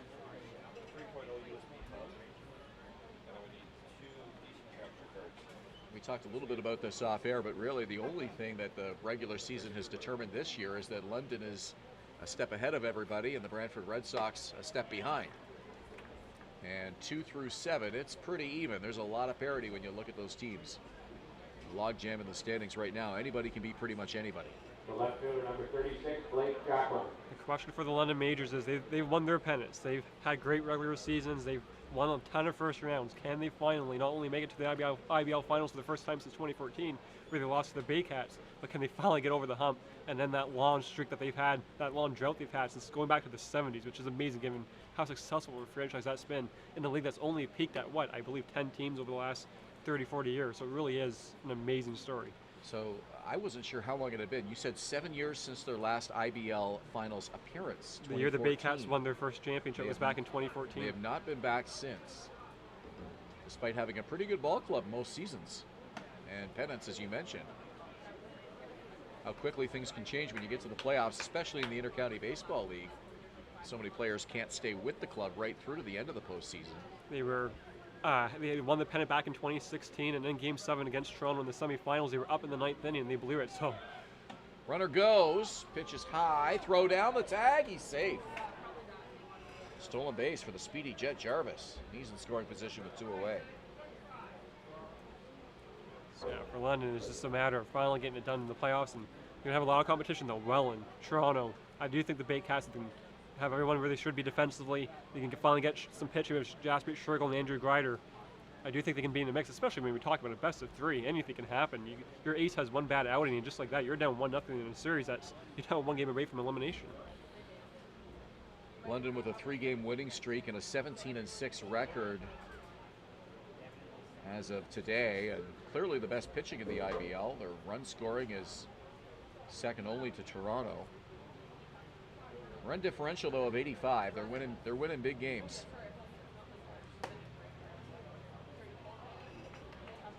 And another walk, second walk of the inning off Christian Mullen. 2 aboard now for Andy Leader. I was going to mention during that Jarvis at bat, that's nice to see Mullen is at least throwing strikes, but he walks Jarvis, he walks Jacklin, potentially a 2-out rally here for the Panthers. Yeah, he had retired 4 of 5 before that walk to Jarvis. Back-to-back walks now. Stolen base as well, and Leader is aboard with 2 on and 2 out in the 4th inning. Foul out of play.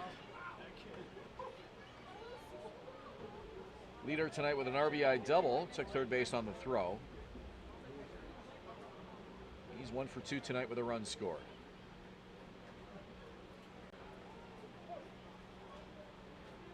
Only the 3rd time through the order already, and it's the 4th inning. Pitch from Mullen. Breaking pitch catches the edge, and it's 0-2.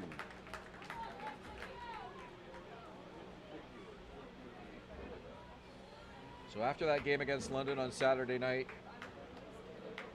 Baycats will head to London to complete the home and home this weekend. And that Sunday night game is 7:35 at Labatt Park. Popped up, should stay playable. And the catch is made by Anderson. Nice job as he puts away the 3rd out of the inning, and the Panthers strand 2 in the 4th. Go to the bottom of the 4th. 4-2 Kitchener. You're watching Baycats TV. Inning number 4 is sponsored by the Cage Barrie, Barrie's only indoor public batting cages. Cage Barrie.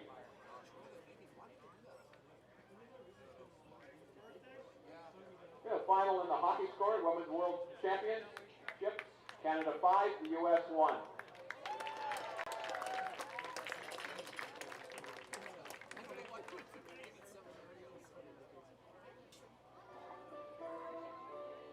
The Baycats would like to wish a very happy birthday to Esteban. Esteban is with us with the Innisfil Cardinals tonight. Happy birthday, Esteban.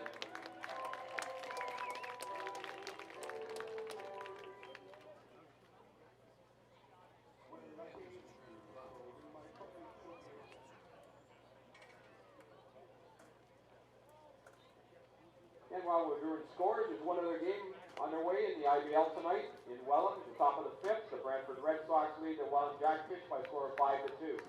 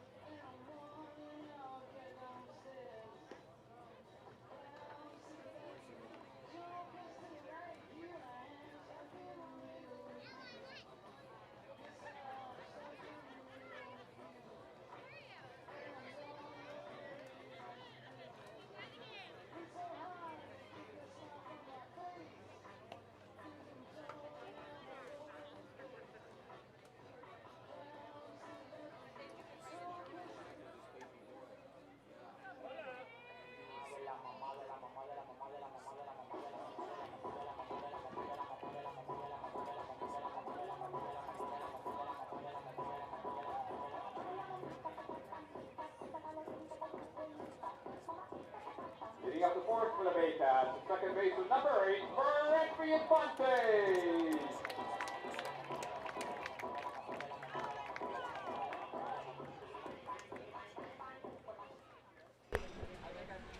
Here comes Branfy Infante, the second baseman, to lead it off for the Baycats in the bottom of the fourth inning. Barrie trailing by 2.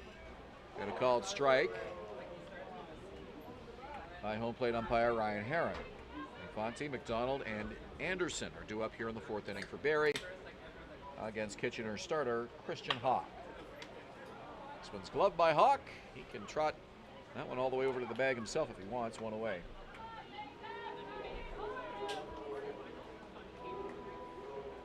Jake McDonald 0 for 1 tonight with a strikeout. Left fielder number 26, Jake McDonald.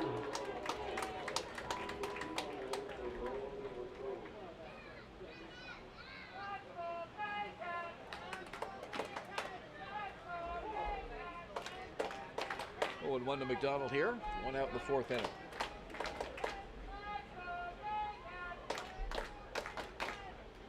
Good crowd here tonight at Coates Stadium on this Thursday evening. Swing and a miss.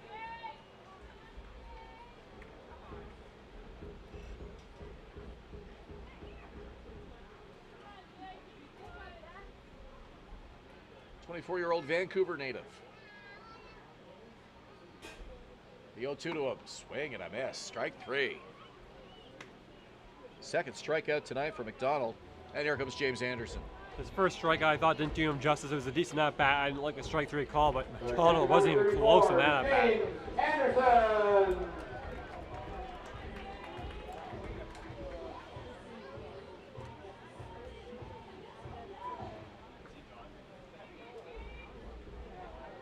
James Anderson has reached base 5 of his last 6 plate appearances.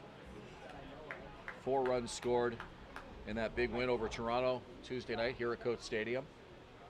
He's on a tear. I think he's definitely won that backup catcher's role over Tyler Plumpton, who hasn't shown a lot with his bat this season. James Anderson's going to be a great at-bat a lot this season. Even when he had those strikeouts, you can tell that he were at least decent professional at-bats. He just been going his very early.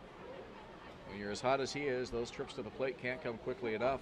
And you just want to be in the lineup every single night. It's his 18th game for Josh Matlow this season. Here's the pitch. Off speed and it's high, 2-1.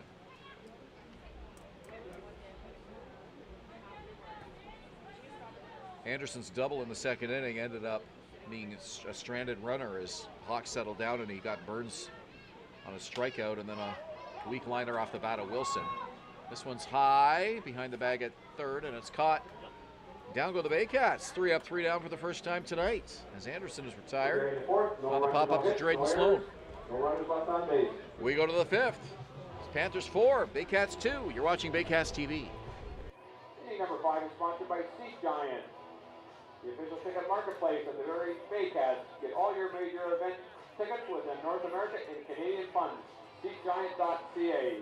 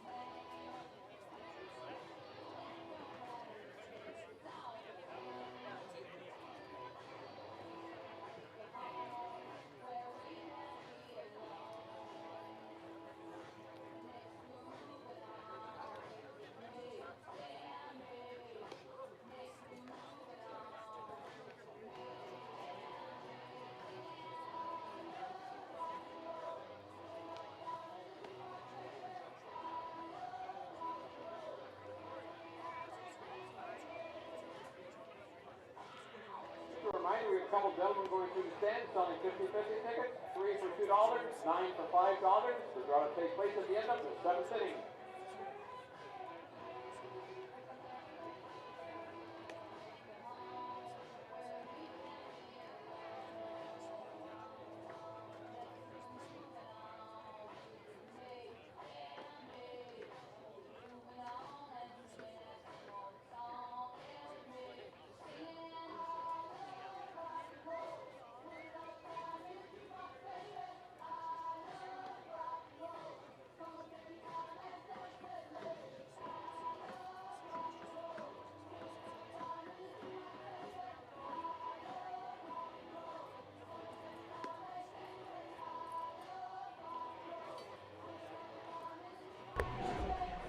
Top of the 5th inning, it's Panthers leading by a score of 4-2 at Coates Stadium in Springwater. Nick Parsons, Stephen Whalen, Dan Mahoney due up for Kitchener in the 5th. Leading up the 5th for the Panthers, the third baseman number 53, Nick Parsons. 2 runs in the first, 2 runs in the second, and Christian Mullen has held them scoreless since, coming in on in relief of Jazz Schertle, tonight's starter. First pitch, strike to Parsons.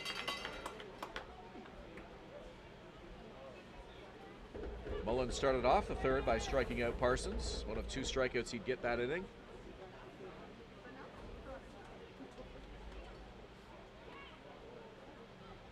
Mullen gets the sign. Full windup. 0-1. Strike 2.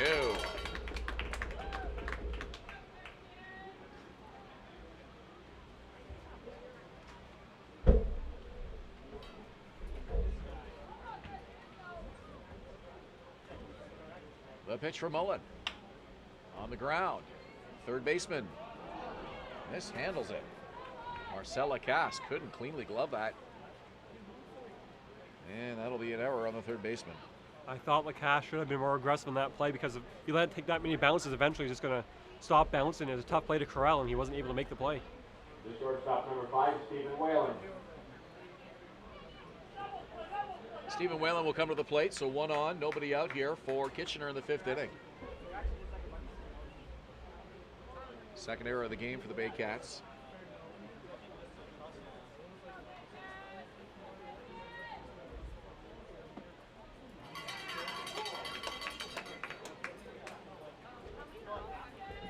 Christian Mullen with 4 strikeouts coming into tonight in 4 1/3 innings of work, and he's got 3 to add to that total tonight, so make it 7 strikeouts on the season for the Pefferlaw native. No balls and 2 strikes to Whalen here.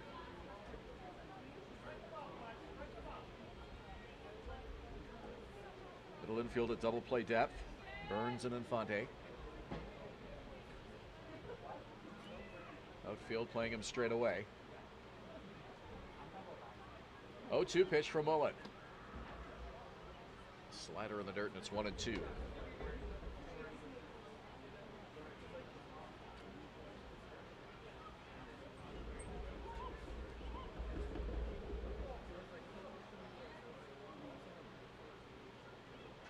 Mullen to the belt. And the pitch to Whalen. Fouls it out of play, and the count holds at 1-2.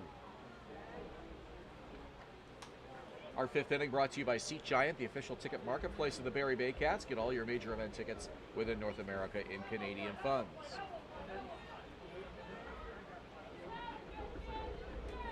Fresh baseball for Christian Mullen as he works 1-2 to Whalen. Here it is. Off the glove of Anderson. He goes to get it, has no play. And down to second goes Nick Parsons.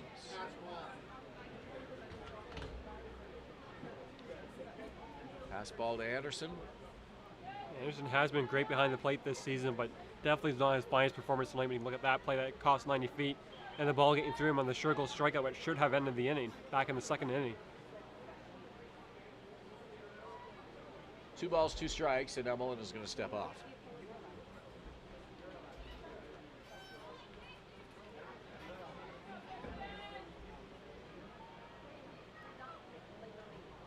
The pitch for Mullen. Swing and a miss. Second strikeout of the game for Stephen Whalen. 4th of the ball game for Christian Mullen. The catcher 21, Dan Mahoney.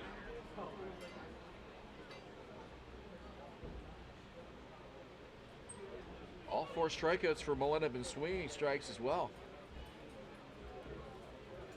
Mahoney will bat with 1 away and a runner at second base.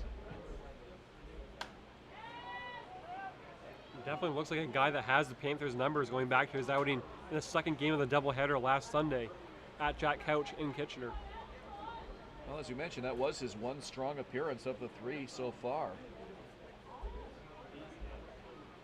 This is his first time pitching here at home.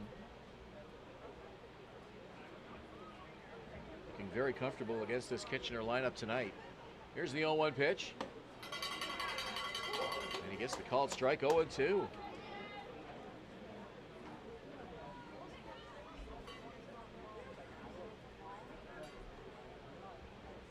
Christian Mullen doing a nice job hitting the target tonight.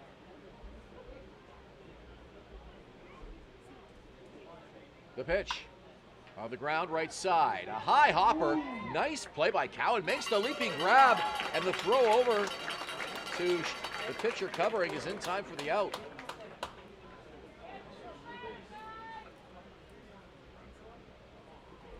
There's been a couple plays like that in the last couple of games. You go back to a couple nights ago, I think it was the Maple Leaf shortstop Dan Morrow had a play hopped on him. He was also able to make the play, but not often do you see an infield like this at Coates Stadium where the ball's hoppy. You would expect that at Christie Pitts in Toronto, but not here at Coates Stadium. I'm not sure what part of the grass that might have hit, but it was a bit of a tricky hop for Cowan. He made the leap at the last second, came down with it. This one hit hard to left field. And it's right at Jake McDonald, and the Panthers strand another base runner. They're 6th in the ball game.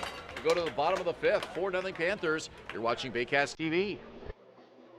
For Kitchener to 5th, no runs and no hits, 1 Barrie error, 1 runner left on base. This next home game for your Baycats will be this Saturday, August 28th at 7 p.m. start when the London Majors are this year's battle your Barrie Baycats. Get your tickets at barriebaycats.com to avoid the lineup.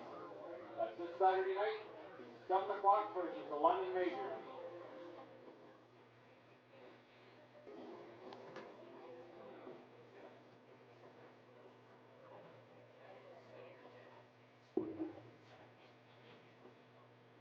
Hey, Baycats fans, Rob Daniels, in-game host, checking in on down the first base line with Brody. Brody, you're going to help me start the wave tonight. Is that cool? All right, here we go. You get me counted down to 3, 2, 1, and we're going to try and go all around the stadium. Everyone help out Brody tonight. You do the countdown. Ready? 1, 2, 3. Let's see how far it goes. All around the stadium. Let's go, folks. All the way, all the way. Let's go, third base line. Let's see ya. Yeah, somebody. All right, thank you, Brody. Welcome.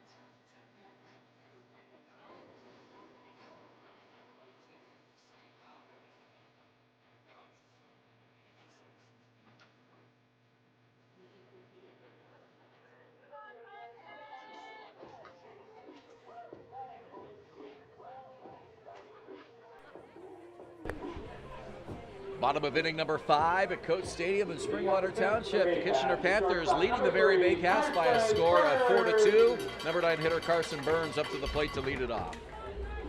I want to thank you for joining us tonight on Baycats TV, the official YouTube channel of the Barrie Baycats. We've been bringing you broadcasts here from home all season long, and we'll have the remainder of the home schedule here as well. Always appreciate the thumbs up and the subscribe button on the YouTube page if you happen to be watching tonight, and certainly more than welcome to share the link on your social media feeds as well. help us build this audience on the YouTube channel.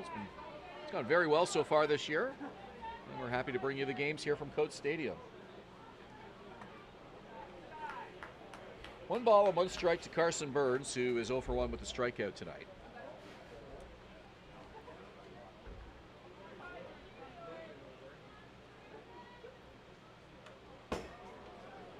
Foul back in the count, 1 ball, 2 strikes.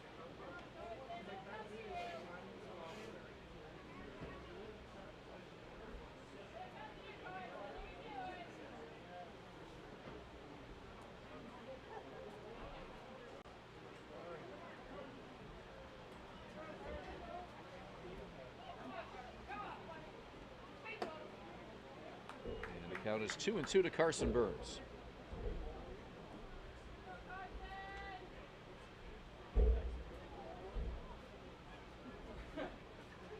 Jake Wilson at the top of the order on deck. He'll bat second this inning for the Baycats. Here's the pitch. Slow curve misses, and the count is full. 3 balls and 2 strikes. Pitch number 61 for Hawk coming up, so it's a manageable amount of pitches thrown, and it can definitely give the Panthers at least 7 innings tonight if he can continue the pace that he's at in terms of retiring Baycat batters.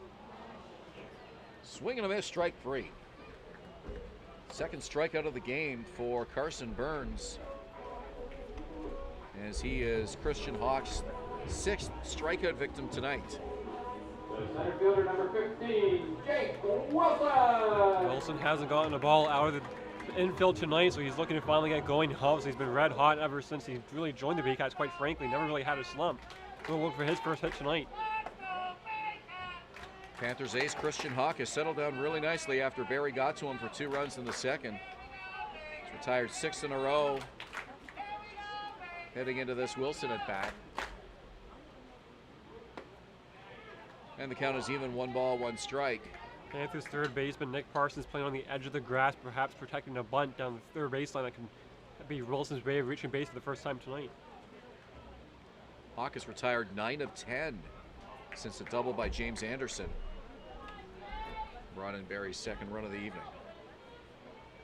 So he's in a bit of a groove here for the Panthers, and being their ace starter, they want him to go as deep into this one as possible. Hawk to Wilson. That misses high, 2 balls and 2 strikes.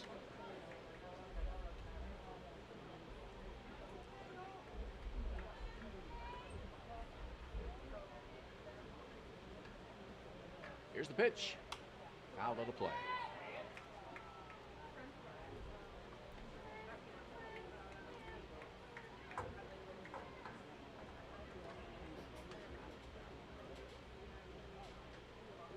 Panthers looking for their 2nd win over Barrie this season. Here's the pitch. And this one hits a right field, and it will drop for a base hit. Jeff Jarvis picks it up. Jake Wilson aboard for the first time tonight. 5th hit of the night for the Baycats, and Jeff Cowan First baseman number 42. comes to the dish for Barrie. Jake Wilson, an absolute still threat at first base too. You get him potentially still second base. You're an opposite hit away from Jeff Cowan, potentially making this a 1-run ball game. Wilson 8 for 9 in steal attempts this season. Down by 2, you know he's thinking about getting into scoring position here. Takes a big lead, does not go. The first pitch is outside the ball. Jeff Cowan 0 for 2 tonight. Ryan Rio 2 for 2 on deck. Fans calling for a Jeff Cowan home run. Cowan hasn't hit a home run here at Coach Stadium since 2011. Really? Excuse me, 2012 I should say. Shows bunt there, and it's called strike. 1 ball, 2 strikes. I asked him a couple of weeks ago, do you remember the last time you hit a home run anywhere? And he said, yeah, it was in Burlington back in 2016. So it's been a while for Jeff Cowan. But his game has always been about getting on base, playing great defense all over the diamond. Yep. Stealing bases. He has driven in 9 runs. Runner goes. And that one is fouled. And the count is 1 ball and 2 strikes.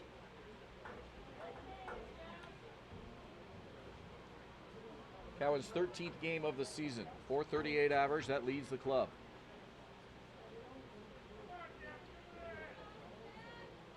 His 400th career hit earlier this year.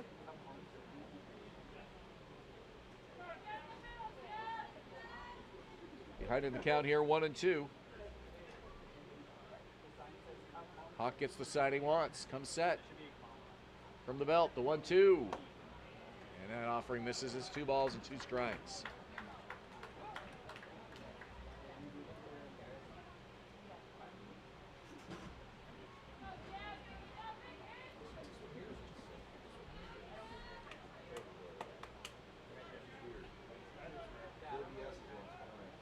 Wilson draws the throw, and he's back head first.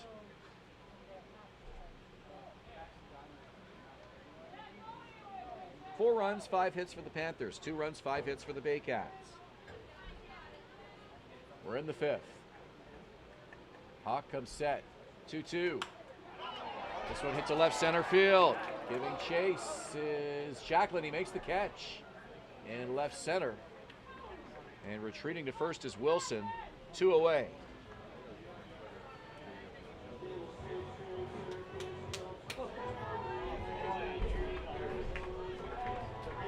The designated hitter, number 27, Ryan Rio.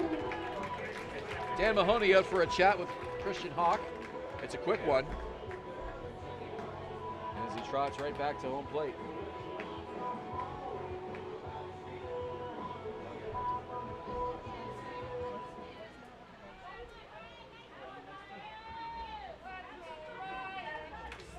Ryan Rio, 23-year-old Barrie native.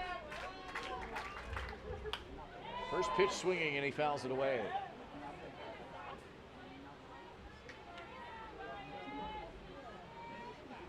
The ball in the gap can definitely, and will definitely score Jake Wilson, especially given he's running on contact. You know, we would love a home run tight with 1 swing of the bat, but a ball in the gap gets the Baycats right back in this ball game. Waggles the bat. Pitch from Hawk. Runner does not go. It's a 2-hopper to second. 1 play. That's over to first. 2 out in the inning anyway.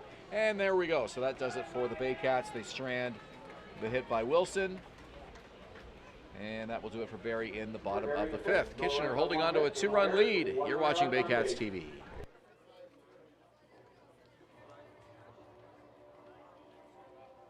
Inning number 6 is sponsored by Starting Lineup Uniforms and Apparel, the official jersey of your Barrie Baycats. Your season starts here.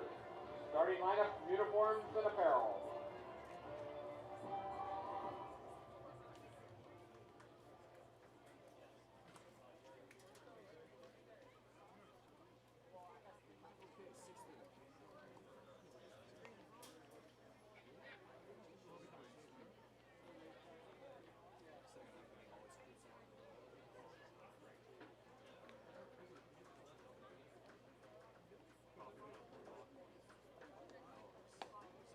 Hey fans, Rob Daniels checking in once again, this time from the merch shop. Want to congratulate our social media contest winner tonight of a $50 gift card to shopbaycats.com, as well as some Baycats swag tonight. And it is going out to, congratulations, Joanna Sock. On Instagram, come on by the main tent here to claim your prize. You are the winner of tonight's social media contest. A great photo of Coach Stadium enjoying Throwback Thursday here on this Thursday, August the 26th. Congratulations, Joanne.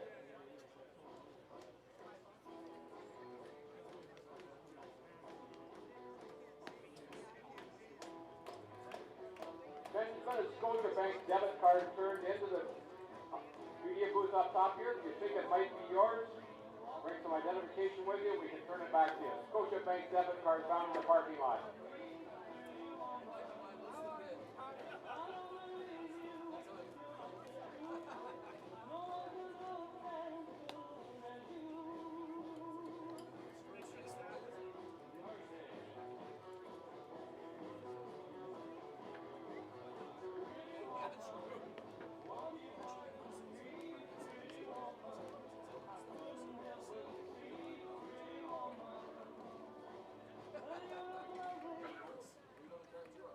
Leading up to 6 for the Panthers. The second base number 6, Evan Sherman. Top of the 6th. It is a 4-2 Kitchener lead. These teams scoreless since Barrie drew to within a pair of runs with a 2-run second, and the pitchers, Christian Mullen, reliever for Jazz Shergill tonight, and Christian Hawk have both settled down quite nicely. Hawk has retired 11 of 13. And Mullen in a nice little groove here as well. He had a pair of walks in the fourth, but pitched out of that jam. And got out of a 5th inning, which started off with an error to the third baseman. So nice bit of pitching here on both sides in the middle innings. And both pitchers are throwing strikes. When you throw strikes, especially this season, no imports in the lineup. You know, in this case for the Panthers, they're without 3 of their top hitters, and Liam Wilson, Davenport, and Martin. Just throw strikes and hope for the best. To second base, backhanded by Infante, makes the throw, and it's in time for the out. 6th inning is brought to you by Starting Lineup Uniforms and Apparel, the official jersey provider of the Barrie Baycats. Your season starts here. And the Baycats wearing those sharp red retro jerseys here as they've done on Thursday nights all season long, with that neat Baycat logo that reminds us of the 2005 inaugural championship for this club. First of 8 championships in their history, and they're looking for their 7th consecutive championship this year. 6th straight championship, Ben. Or 6. Oh, sorry, 7 straight championships, and they've won 7 in total, looking for their... Right. Very correct, Ben. I think you may have been correct. They have won 7 championships. This would be their 7th in a row, 8th in franchise history. Exactly. I think you had it right. Yes, I did have it right. That's on me, Ben. Second guess myself enough. I don't need you. I'm just kidding. Fouled off to the dugout. No balls, 2 strikes.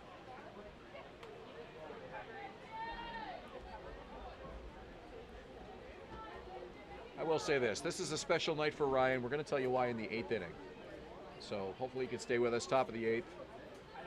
We're going to turn the mic over here to Ryan for a couple of minutes before we get to the end of the ball game. Here's a roller to third. Lacasse with a long throw, and it's picked nicely by Cowan. 2 down in the inning.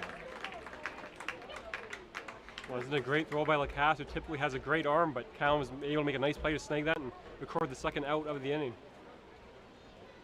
2 quick outs here, and Christian Mullen will work to the top of the order again. Jet Jarvis now comes to the plate. This will be his 4th at bat, his 2nd look at Mullen this evening.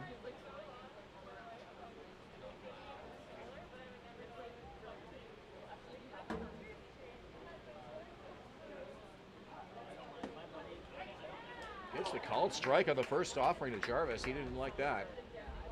Mullen's been finding his spots tonight, and when you do that, you're more likely to get those close calls from the home plate ump.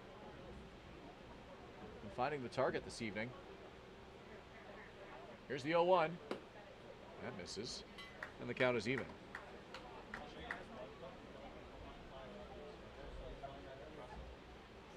Two Christians putting on a pitching clinic here tonight. Christian Hawk for the Panthers, Christian Mullen for the Baycats. Here's the 1-1 offering. Foul at a play, and it's a ball and 2 strikes. Mullen has struck out 4 tonight, which equaled his season total. 8 strikeouts on the year for the Baycat rookie. And here comes the 1-2 offering. On the ground, and that will just get past the glove of Infante and into right field. So Mullen had retired 5 in a row. A 2-out single to Jet Jarvis brings Blake Jacklin to the plate. The left fielder, number 36, Blake Jacklin. And one thing you can say about Mullen is when he hasn't allowed hits, he hasn't allowed more than a base hit, so limiting the damage for sure against the Panthers lineup tonight. Jacklin has yet to put the ball in play.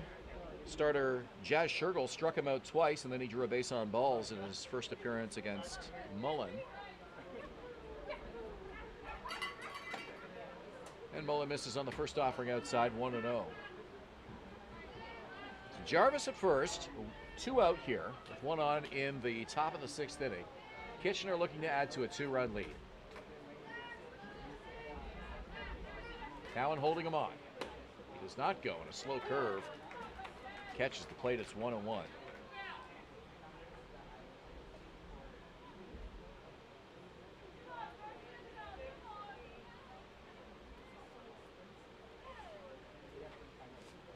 Mullen comes set. The leg kick and the 1-1 delivery. Swing and a miss, strike 2.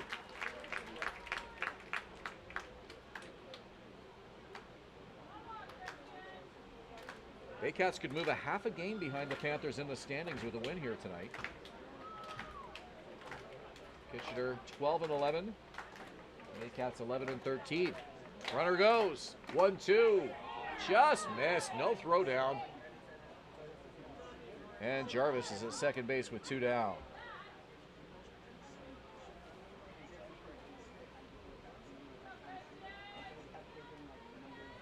Anderson framed that pitch, wanted the call, did not get it. So it'll be a 2-2 pitch on the way to Blake Jacklin. And now Mullen steps off.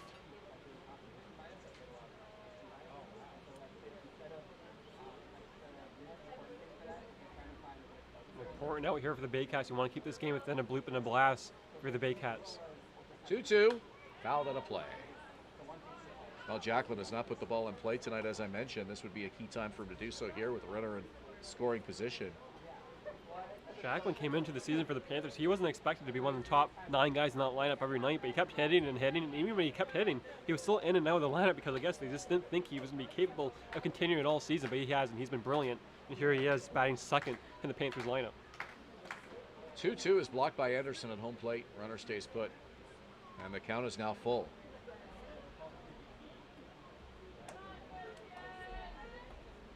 Christian Mullen with a pair of ground ball outs to start the inning. Jarvis singled. He's at second base with 2 away, and Blake Jacklin at the plate.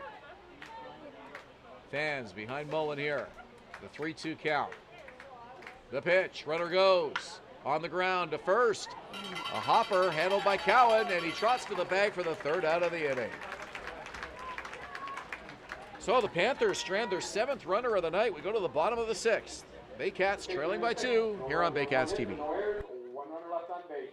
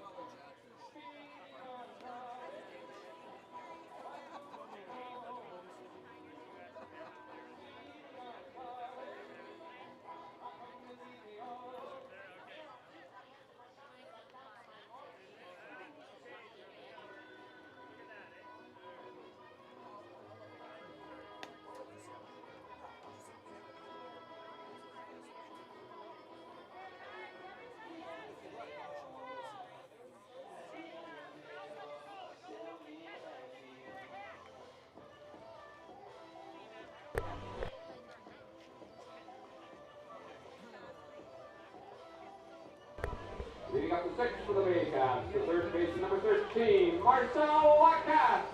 We go to the bottom of the 6th. Barrie looking for some answers against starter Christian Hawk, who has done a fine job pitching to this Baycat lineup tonight after they got a pair off him in the 2nd inning. They've been scoreless since, and they'll send Marcel Lacasse, Avery Tuck, and Brantby and Fonte to the plate here in the bottom of the 6th inning. 6th inning for starting lineup, uniforms and apparel, the official jersey provider of the Barrie Baycats. Your season starts here. Lacasse ahead in the count, 2-0. He has a pair of strikeouts tonight.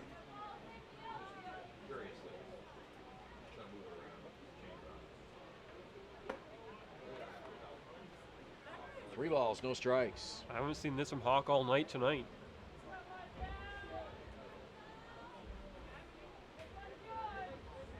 He does not have a walk this evening. He has struck out 6. Gets the called strike on the 3-0.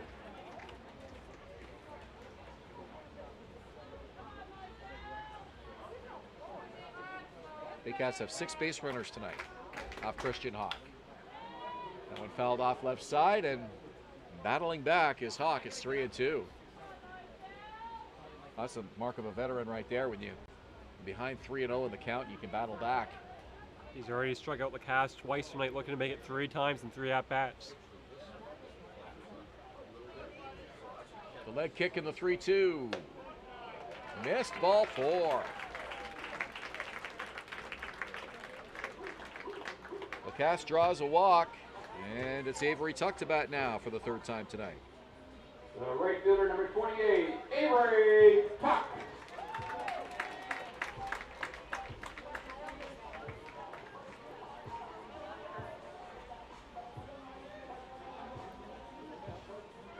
Tuck hit by a pitch and scored and grounded into a 4-3 play to end the 3rd inning.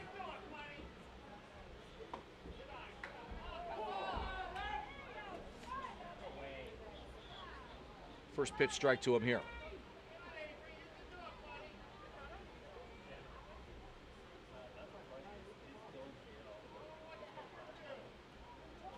From the stretch, quick delivery by Hawk, and he gets the breaking pitch over for a strike. 0-2.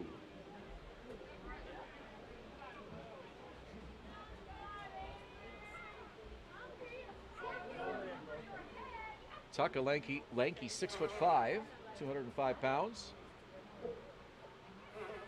Here's the 0-2. It's high and away, ball 1.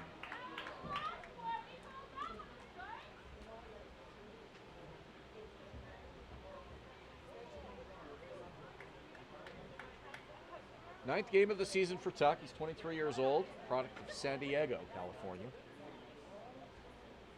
1-2 is called, strike 3. Tuck shakes his head in frustration. And that is the 7th strikeout for Christian Hawk tonight. I guess when you throw strikes all night, you're going to get those kind of calls, 50-50 calls. Not sure if that was a 50-50 call, but either way, it's a big strikeout for Hawk, who avoids Tuck getting on for Brantford Infante, who's been red hot for the Baycats this season. Infante has doubled and scored and grounded out to lead off the 4th.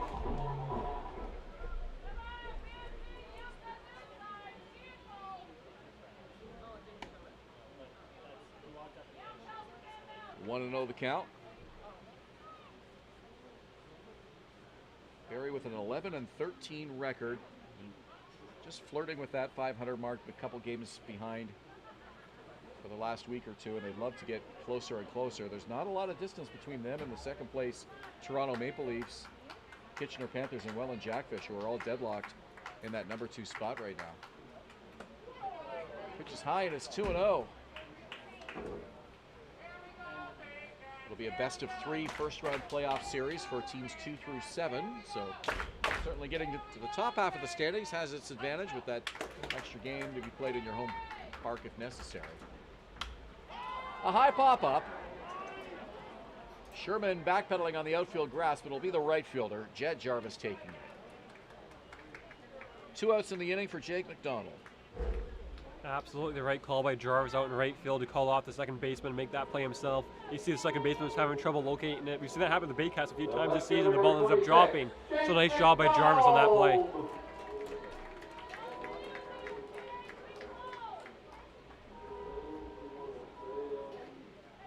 Jake McDonald has struck out twice tonight.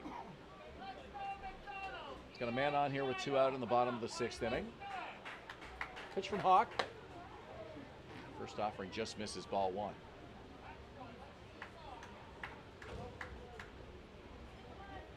Five games left for the Baycats after tonight, 3 here at Coates Stadium.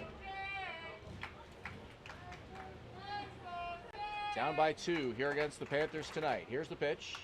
Fouled back to the screen, and it's 1-1.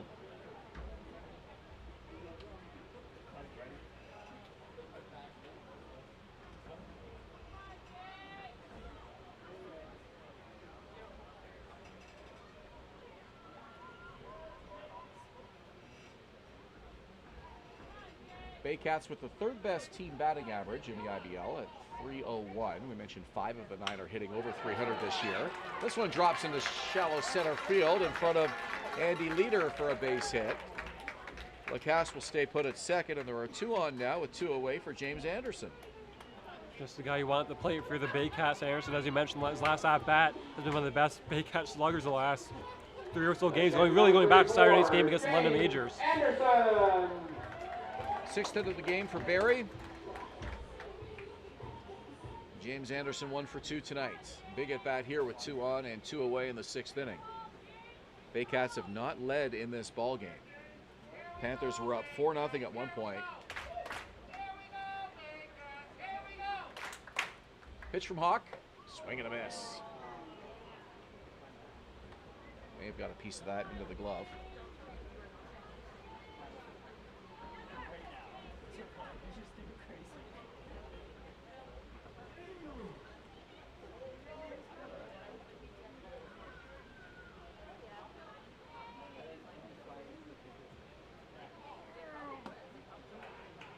And the count is even, 1 ball, 1 strike.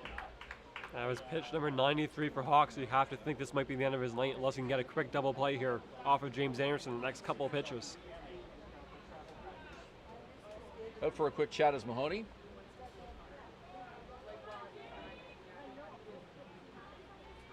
Anderson, born and raised here in Barrie, played in the States for Harding University, Division II ball in Arkansas.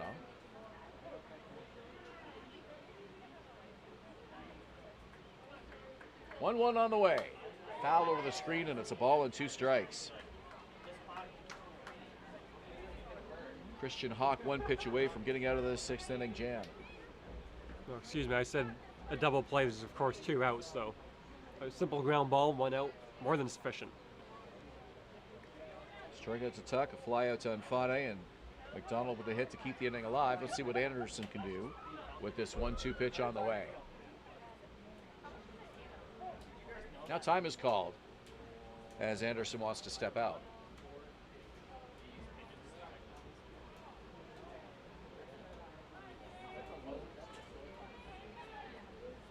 From the belt, Christian Hawk with the 1-2 pitch, and the count is even.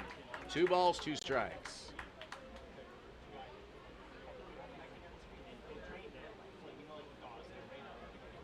Shortstop Carson Burns on deck, hopeful for an at-bat. He's 0 for 2 tonight with a pair of strikeouts. Anderson trying to get it done here. 2-2, foul back to the screen. What an at-bat here for James Anderson, and he's had a couple of dandies here tonight. He's got to hope that Hawk eventually becomes tired. It's closing in on 100 pitches now, and just hope they can get one, perhaps even get a ball in the gap to tie the game at 4 apiece.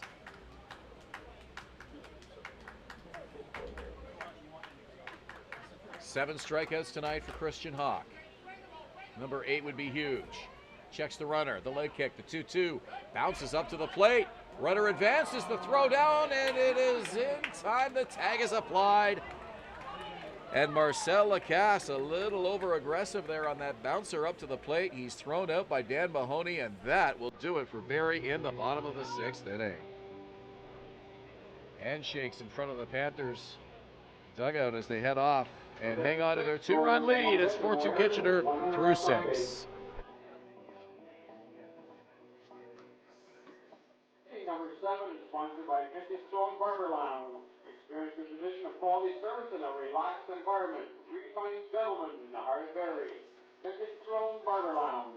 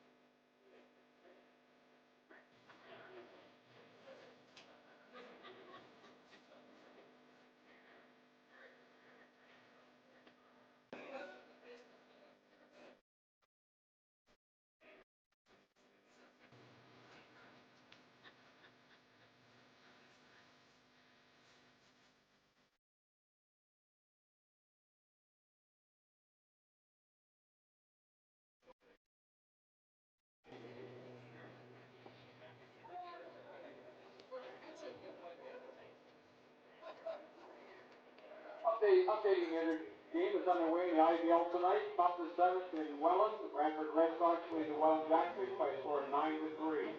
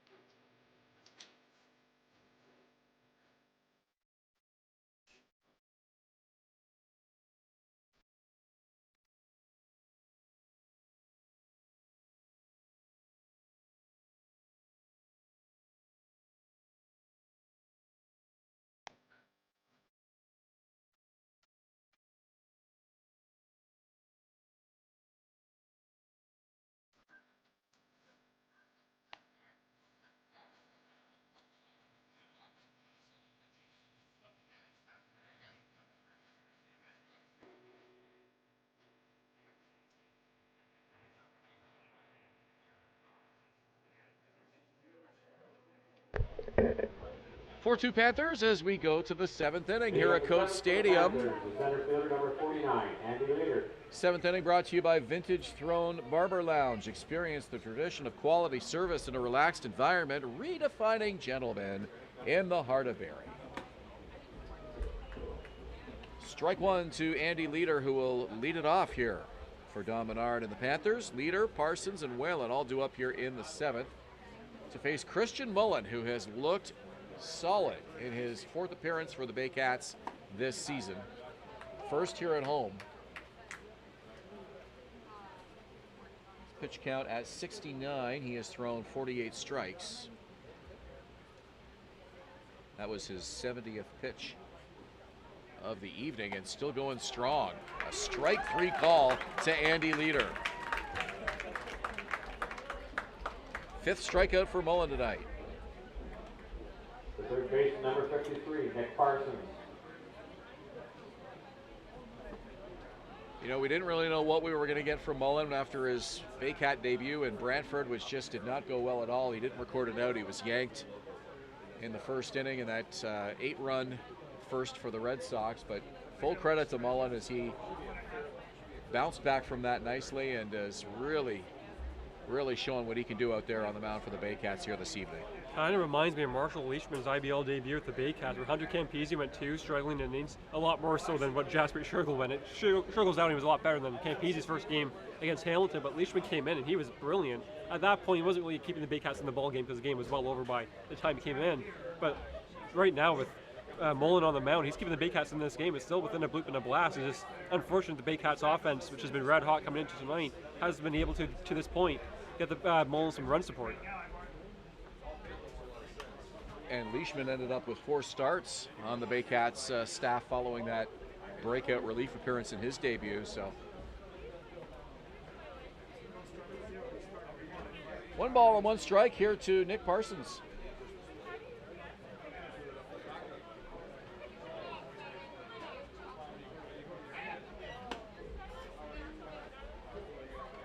Two and 1 to count. Parsons tonight with a strikeout, reached on an error, and he singled. 1 for 2 tonight in the number 4 spot.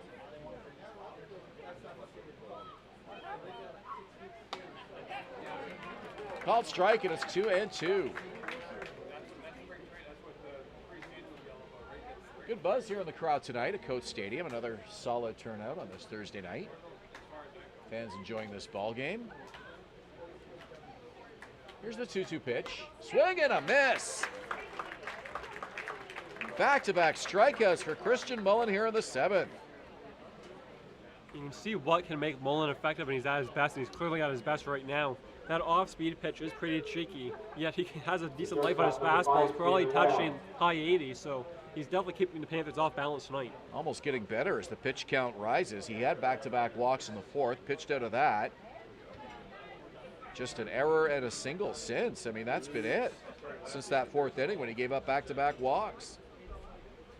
Back-to-back strikeouts here in the 7th. This has been the most dominant start to an inning he's had. And Whalen will bat with 2 away. Shows bunt. And the pitch misses. It's 1-0. And unless I'm mistaken, outside of an Andy Leader double in the first inning, the Baycats have not allowed an extra base hit tonight. So it's not exactly the long ball or doubles and triples are doing the Baycats in tonight. Kitchener with a team average of 284. That's 5th in the IBL. But the big problem has been the pitching. Their team ERA 805. Dead last in the league, and as you referenced, dipping even below Toronto's after that game in Toronto last night. Toronto's ERA slowly improving. Dustin Richardson, the former big leaguer, has indeed showed up, and that makes a massive difference in the Maple Leafs rotation, potentially the bullpen if they keep him in the bullpen. But the Panthers, outside of Christian Hawk, as we talked about earlier, just they haven't gotten the starting pitching. 2 balls, 2 strikes. The pitch from Mullen. Pop up left field, down the line. Running is McDonald, and can't get there in time. Not a long way to go. That ball went all the way to the fence. And the count will hold at 2-2.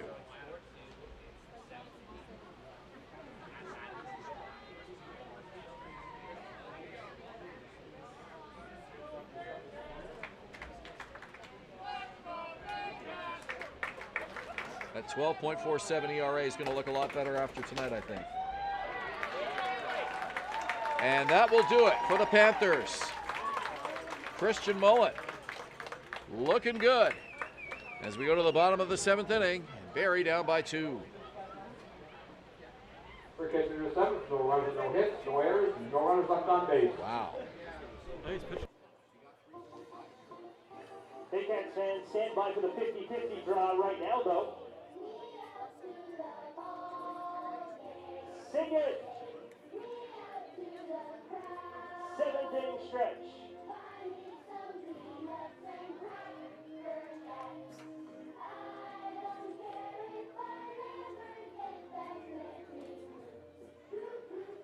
The Baycats.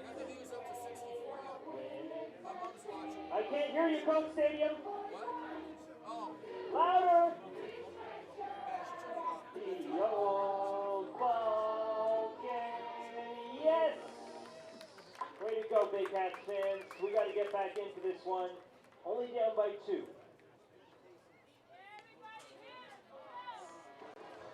We need those 50-50 tickets. We got to make someone a big winner here tonight at Coach Stadium.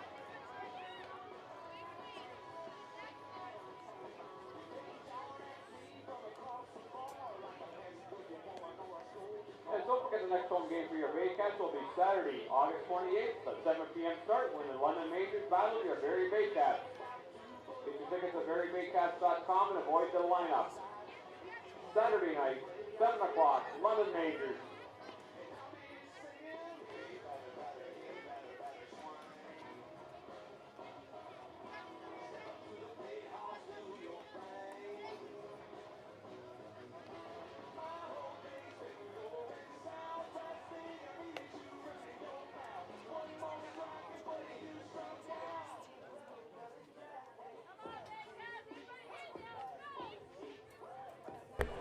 Bottom of the 7th inning here at Coach Stadium in Springwater. Baycats down by 2. They had a great chance to get back in this ball game in the bottom of the 6th inning, but Marcel Lacasse was thrown out at third base on a ball that bounced up to home plate. Didn't really get too far from Dan Mahoney.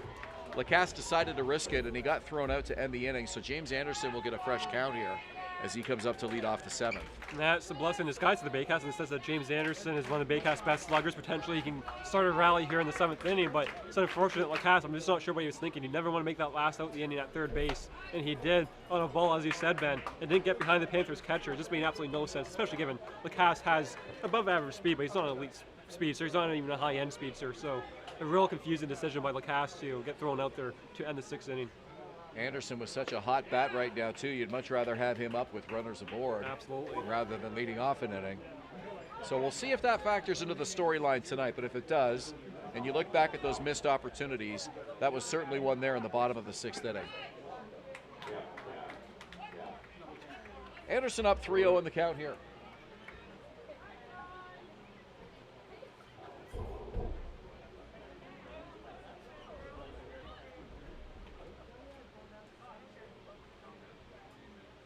Here's the 3-0 pitch. Called strike. Christian Hawk has had a couple of 3-0 counts tonight, and he's battled back. Last time he ended up walking Lacasse, but to his credit, he at least got that count back to 3-2. Here's the 3-1. On the ground to third, and it's mishandled by Parsons. Makes the throw over, and it's in time for the out. Great play by Nick Parsons, who never gave up on that ball. And he gets James Anderson for the first out of the 7th. James Anderson, you can see, somewhat stopped to see if that player was going to, just be a routine ground out.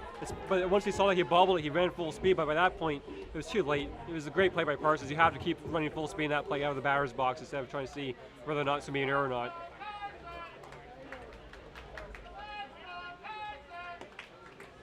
Carson Burns has a pair of strikeouts tonight.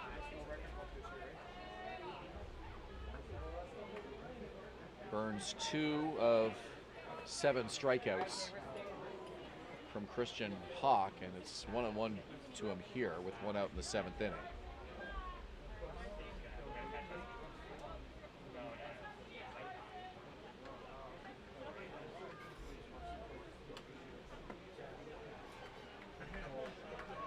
Two balls and a strike to the shortstop.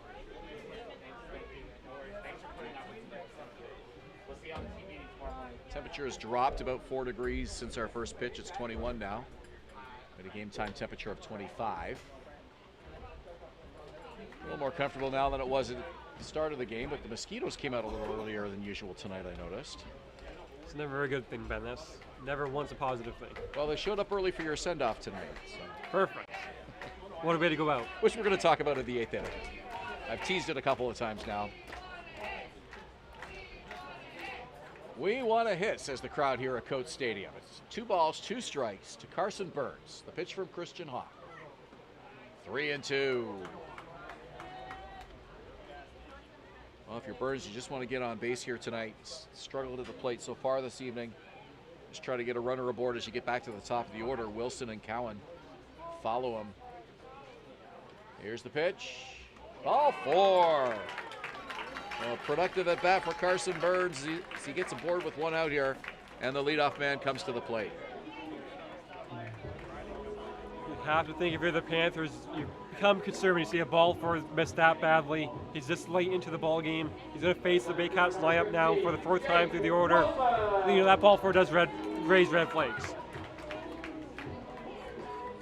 Jake Wilson, the center fielder tonight, 1 for 3.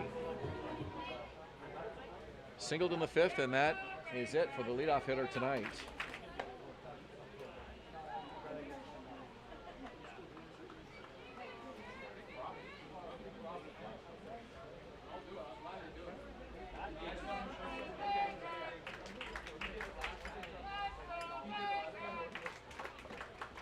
Ball 2 to Wilson.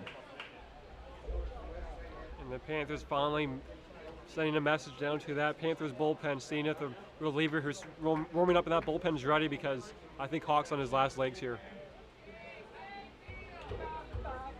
Panthers were obliterated by the Toronto Maple Leafs last night at Christie Pitts, 20-3, so they wanted to avoid going to the bullpen too early tonight.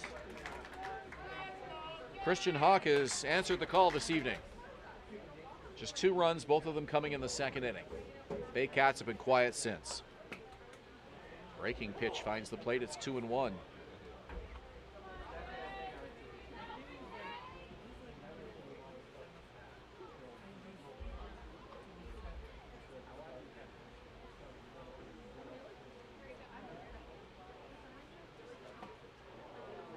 Swing and a miss, and it's 2-2.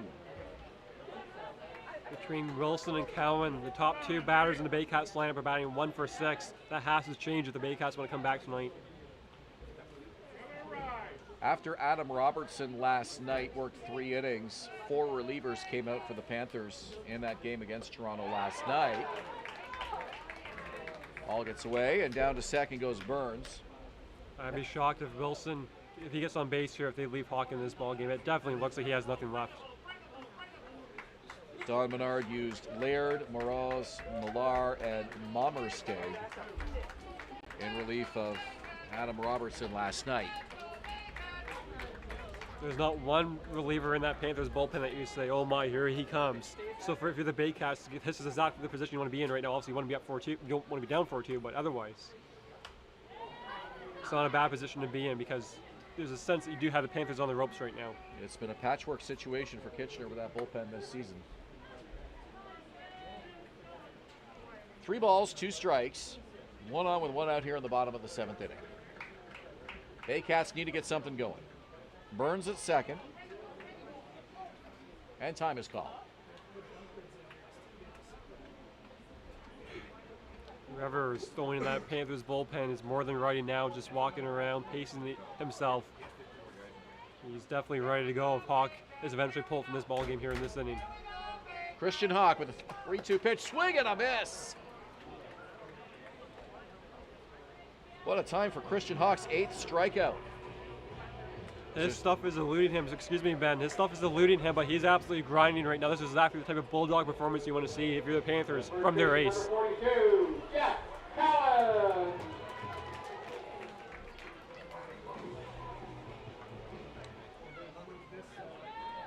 And now it's Jeff Cowan, who's 0 for 3 tonight. Runner in scoring position. Big clutch opportunity for the veteran. Barrie's been stuck on this 4-2 deficit since they scored a pair in the 2nd inning. Ryan Rio on deck should Cowan get aboard.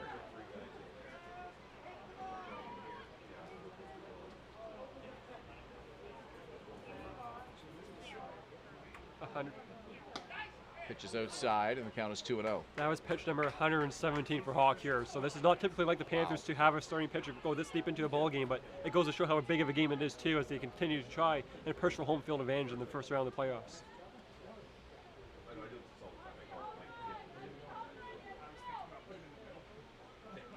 Righty-righty matchup here. Hawk versus Cowan. The count is 2-0. The pitch from Hawk. And a foul out of play, and the count is 2-1.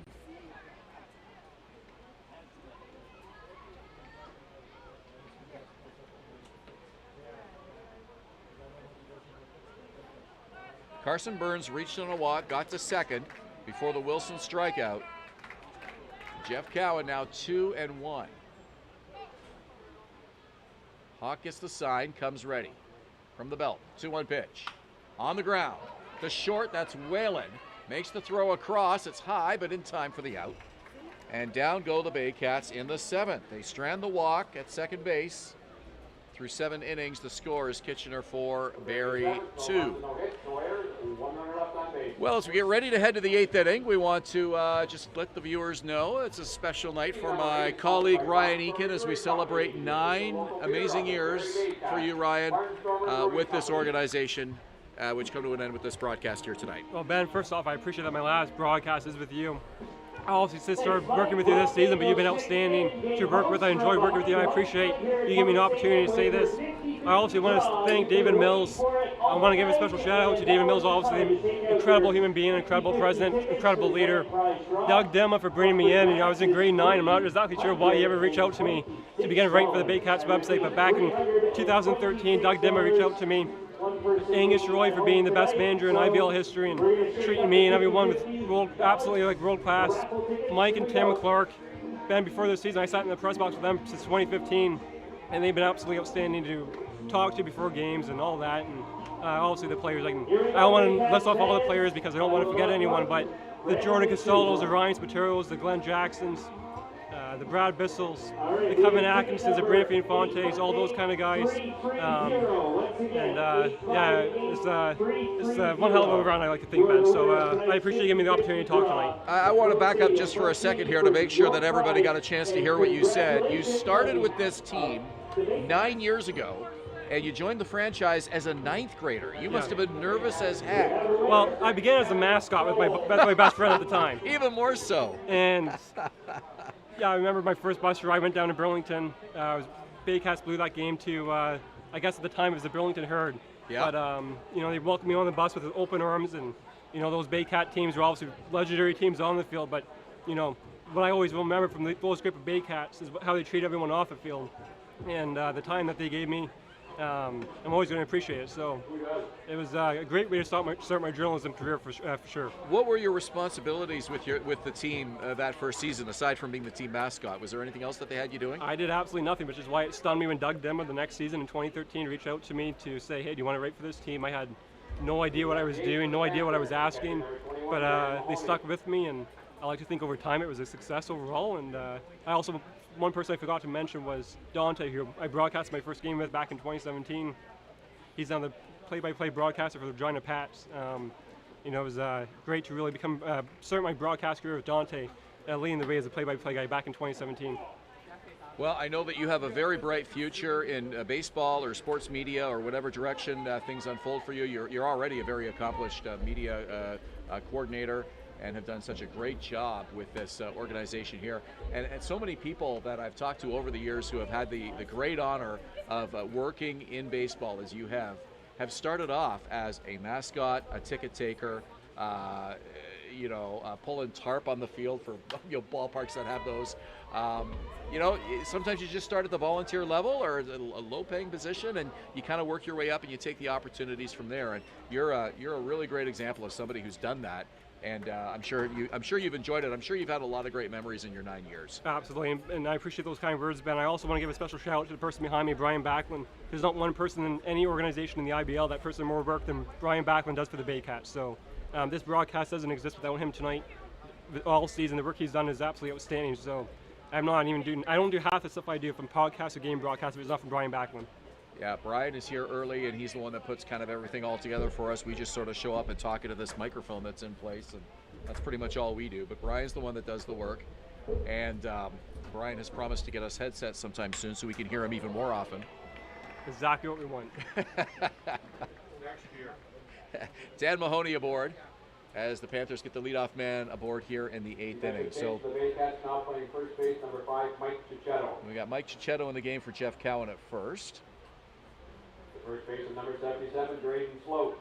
And Dan Mahoney gets Kitchener's 7th hit of the night. So Drayden Sloat will bat with a man on here and nobody out. So you started 9 years ago. That was, do the quick math here, carry the 3. 2012. 2012. Yep. And that was just after I had left my first tenure with this club. I was doing play-by-play with Rogers from 2005 to 2010. And then there were a year, I guess, and then you came the following year. So I never had the pleasure of working with you until this season, kind of my first year of my second tenure with the team. And I'm just so glad that our paths crossed here, that I've gotten the chance to get to know you a little bit. You've been very helpful with me. Before I even called a game here this season, you and I were, in contact, and you were helping me, learn a little bit about some of the roster, which obviously a big shakeup from the 2019 championship team. And I have appreciated so much you helping me sort of relearn the ropes, navigating my way through this sort of second stint that I've had with the club.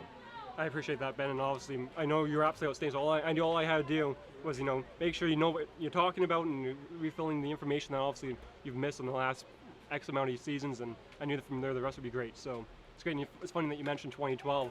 The Baycats have been in the finals every year since I joined.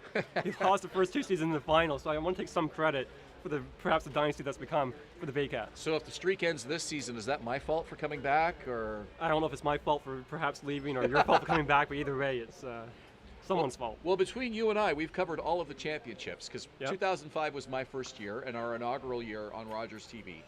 And then they did not win a championship after that until 2012. 2014. They were back in the finals in 2014. Yes, your 2012 was your first year. Then they got back to the championship and then won it, I guess, that would have been your 3rd year. Correct. So between you and I, we've covered them all. That one off the glove of Cicchetto, and it's going to get away to his left side, and no chance to recover. So the Panthers with 2 on, nobody out here in the 8th inning. The issue when you bring Cicchetto into first base, he's not really a first baseman. He's purely a designated hitter, so the issue with that becomes, when you lose a guy like Cowan, you can't put Rio there because Rio is a designated hitter tonight, so you don't want to lose your designated hitter spot down by 2 runs.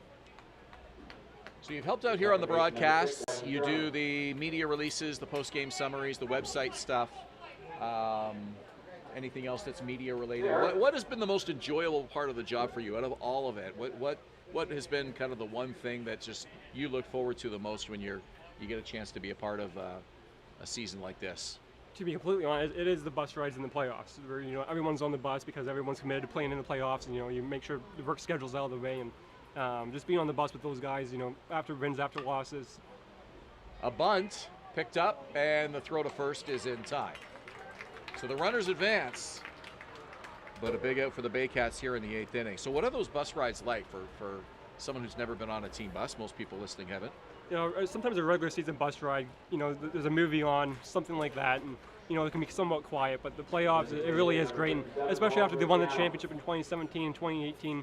I went down to Kitchener nonetheless. You know, it's fitting that I guess the last games against the Panthers were, you know, the victories against the Panthers are some of the great nights I had with the Baycats, and you know, those bus rides were great. And what do the guys do on the bus? Do they play cards? Do they listen to music? What do they?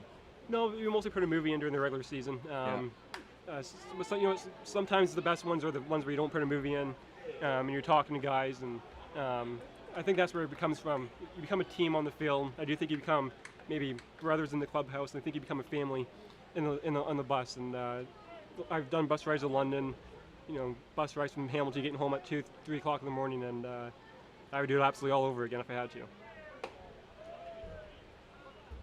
Count as 1 ball, 1 strike to Noah Murciano, the number 9 hitter. Well, I've never been on a baseball team bus with an IBL team, but I did get to ride some junior hockey buses when I was covering the OHL, and the players always you had to sit in the right spot. The 3rd and 4th year guys were at the back, rookies were always up at the front, and as the media guy, I sat at the front as well with the other staff of the team. So you got to know the rookies pretty well. The veterans, though, got the back of the bus, and they always kept to themselves. The Baycats bus was mostly you sit where you sit. I mean, wasn't really. These are grown men. Yeah, you know, Angus Roy, the Baycats manager. It's funny because typically the manager sits in the front of the bus, but with him, because he was actually a player manager at first, he still was always in the back of the bus, and it always just stayed that way. So that's interesting. You know, we had the broadcasters in the back sometimes with Dante, and you know, I was a bit more reserved than Dante. We all know how Dante's personality can be, but.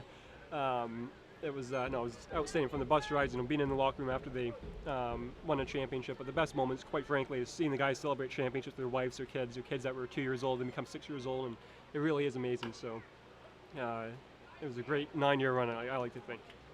2-2 is fouled off, and the count holds. Not sure we even mentioned it, but Evan Sewells is into the game now on in relief of Christian Mullen, who was absolutely outstanding tonight, covering for Jazz Shergill, who left the game after 2 innings.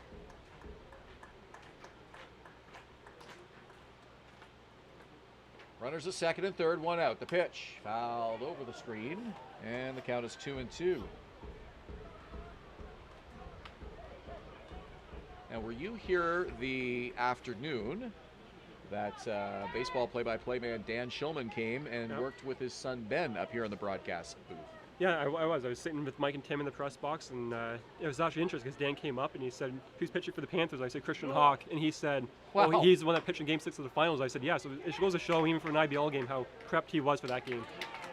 I always wanted to find out how much prep Dan. I didn't get a chance to hear the broadcast, unfortunately, that day, but I was wondering how much prep he would have done for that and how hard it might have been. Obviously, at the major league level, you know all the teams, you know the players, but just stepping into a new league and just randomly calling a game. How difficult that might have been. But as a professional, I'm sure he did the work and he pulled it off beautifully. That was a great moment, and you know, there's that kind of stuff, right? A father-son thing, and I think that's what, you know, has truly separated this organization from other organizations in the league. You know, guys like Ryan Spatero joined the Baycats, you know, didn't have any kids, and now his kids are 7, 8, 9, 10 years old, however old they are. And it's, for a 20-year franchise, it's amazing what this team's accomplished, led by David Mills for the first 20 years. Well, when Ben left after that, Ben was here in 2019, right? Ben was here in 2019. Yeah. So when he left, that opened up the opportunity for me to step in and do the broadcast. Dante was here for the first half of the season as well, and to work with yourself too. And we'll certainly miss you, Ryan. Wish you all the best. And appreciate that, Ben. Nice to have you here. Appreciate it. Thank you. This one hit to left center field. It's going to be a shallow fly ball taken by Jake McDonald. So, nice job by Evan Sewells. After 2 Panther base runners reach, he gets the next 3. We go to the bottom of the 8th inning. It's a 4-2 ball game in favor of the Panthers.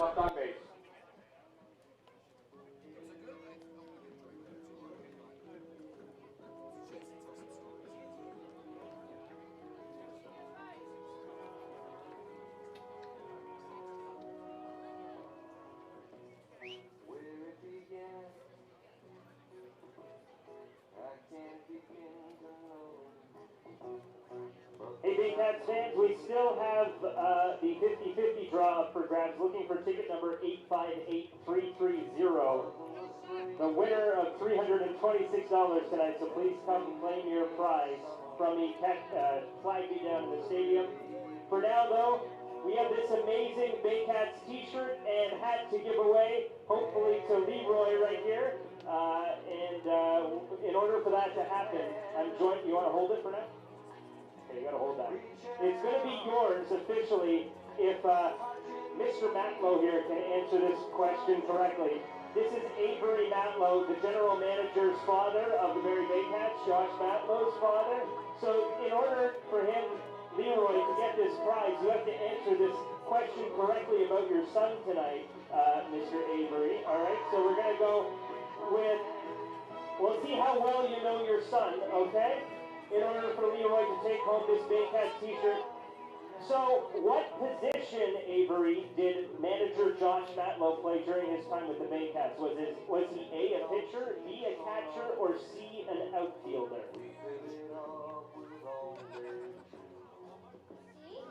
It was C. Congratulations! There you go! Yes, Josh Matlow is an outfielder, and Josh played a total of 4 seasons in the Baycats before returning to the franchise in a marketing role in 2019, and he is currently the GM and head coach of your Baycats. Congratulations, Leroy!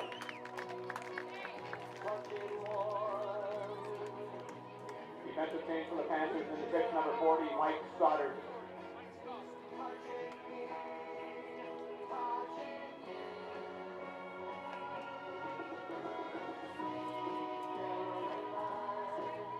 Correction, Matt Stoddard.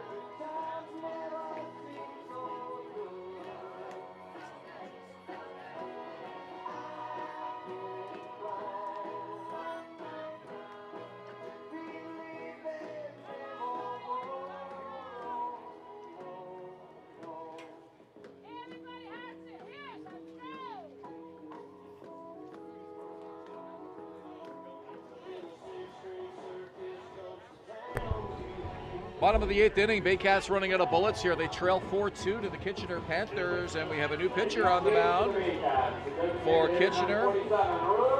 As Christian Hawk's night comes to an end, he's in line for his team-leading 5th win of the season after throwing 119 pitches tonight, 70 of them for strikes.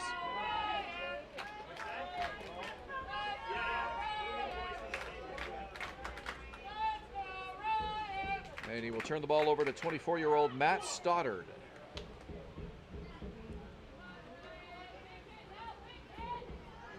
Stoddard with a 2-1 record and a 7.71 ERA coming into tonight. 10th appearance of the season, all but 2 of them in relief.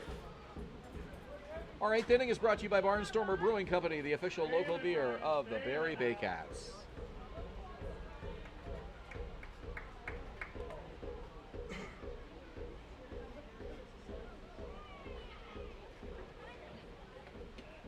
Stoddard from Mississauga, went to Humber College. This is exactly the type of pitcher that if you're the Baycats, you hope to eventually hit off of.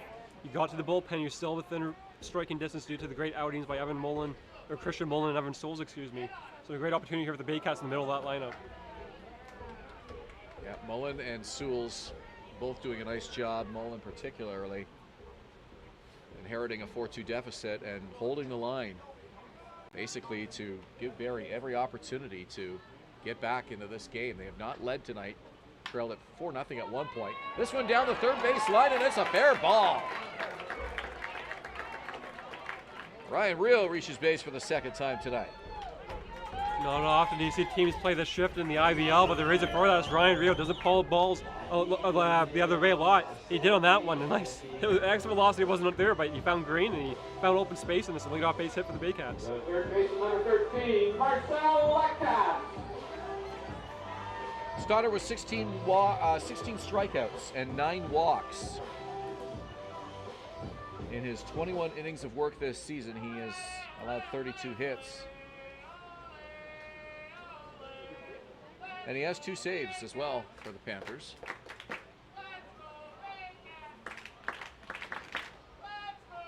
Marcel Lacasse, the third baseman. 0 for 2 with a walk. Caught stealing to end the threat in the 6th. He'd love to atone for that here. Here's the pitch, fouled away, and it's 1-1 to Lacasse.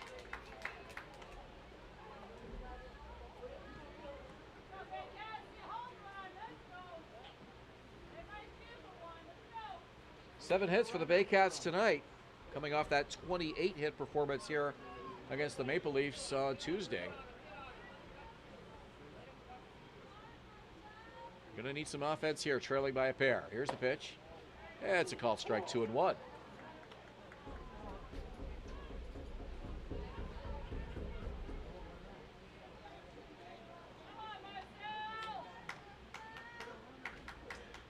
Lacasse has averaged .303. It's his 20th game for the Baycats this season. Avery Tuck on deck. High, ball 2. There is action in that Baycats bullpen, excuse me, that Panthers bullpen, just in case their current reliever can't get any outs. It's a tough way to come into the ballgame as a right-handed pitcher. You're facing lefty, lefty, lefty, 3, 4, 5. It's not easy. The pitch. That misses high, ball 3. Kitchener win tonight puts them in sole possession of second place for the time being. A three-way tie with Toronto and Welland coming into tonight. All three teams with 12 and 11 records. Panthers looking to snap a 2-game losing skid. Ball 4. Second walk of the game for Marcel Lacasse. 2 on, nobody out. Avery Tuck comes to the plate. Now comes the Panthers manager.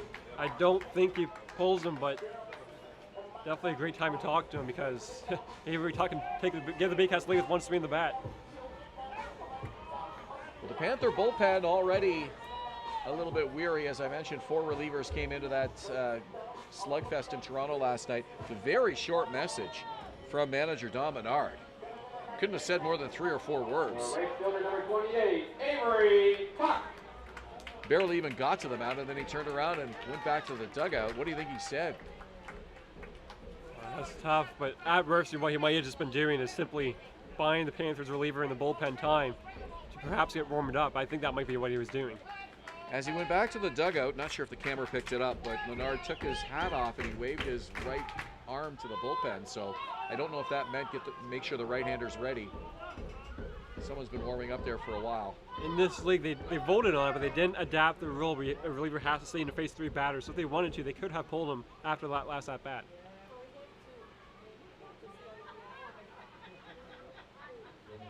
Well, the ability to do that definitely affects the strategy. Avery Tuck tonight. 0 for 2, and he was hit by a pitch. Big at bat for him here. 2 on, nobody out, bottom of the 8th inning. Baycats trailing by 2. The pitch. High, and he checked his swing, 2-0.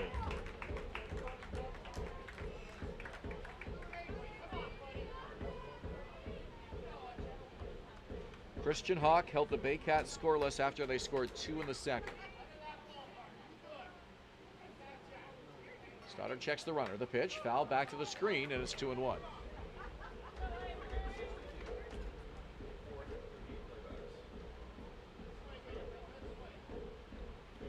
Given how this inning is going, it's tough to imagine Stoddard getting through this inning for the Panthers, but run a ground ball do wonders for the Panthers.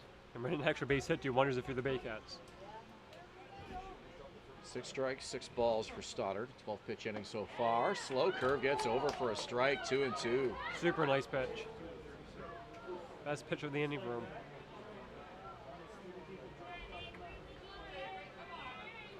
Granfee and Fonte on deck. Jake McDonald to follow. 2 balls, 2 strikes. Nobody out. The pitch. This one hit hard to right field. Jarvis right at it in front of the track makes the catch. Runners stay put. Boy, that sounded good off the bat.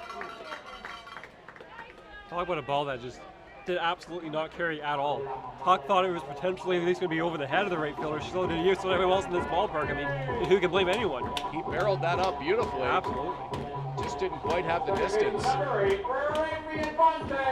Jet Jarvis made the catch. So Brand Fianfonte will bat with one away.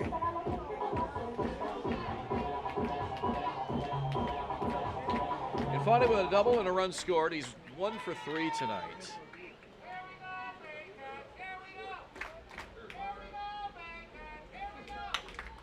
Hit to third. Stepping on the bag is Parsons. The throw across to first, and the tag is applied for the out. What a job by Matt Stoddard as he pitches out of a jam. The Baycats get 2 aboard, and he gets a fly ball and a double play to wiggle his way out of the 8th inning. We go to the 9th. Barrie down by 2. You're watching Baycats TV.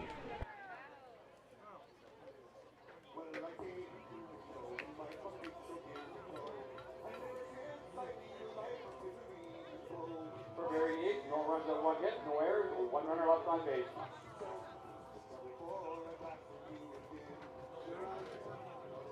Inning number 9 is brought to you by Barnstorming Brewing Company, the official local beer of the Barrie Baycats.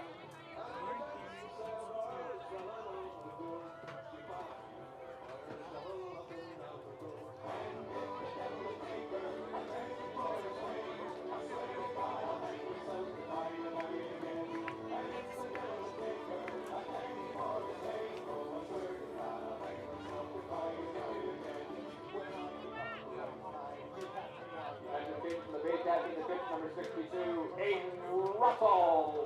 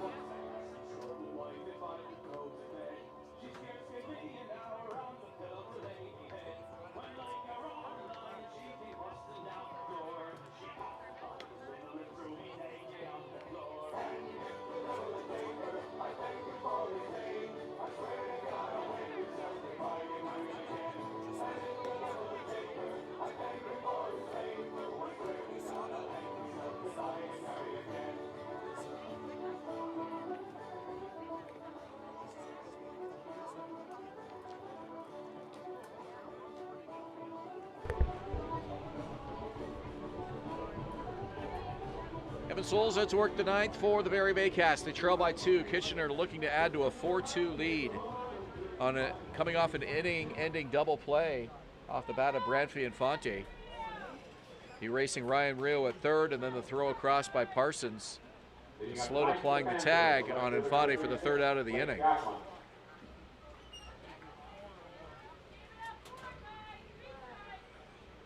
Blake Jacklin with Andy Leader to follow, and Nick Parsons, the 3rd baseman, all due up here for Kitchener, up by 2.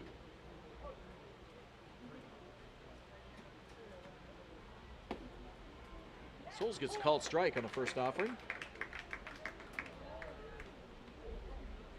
Aiden Russell's been outstanding for the Baycats this season. His only blemish was actually allowing a home run, solo home run, go-ahead home run to Stephen Whalen and the Panthers back in his Panthers' first game they had up here back in July. But other than that, Aiden Russell's been outstanding lefty in the Baycats bullpen. Glad you caught that. So Russell on in relief of Souls. Russell, the only lefty with Riley Hoover left in that Baycats bullpen for the rest of the season, and Russell goes back to school in the next couple of weeks. 4th pitcher of the night for the Baycats. So Hoover will be the lone lefty in that Baycats bullpen for Baycats manager Josh Matlow come playoff time. Jazz Shergill in his 2021 debut allowed 2 runs in 2 innings. Christian Mullen, Evan Souls, and now Aiden Russell to keep this a 4-2 ball game.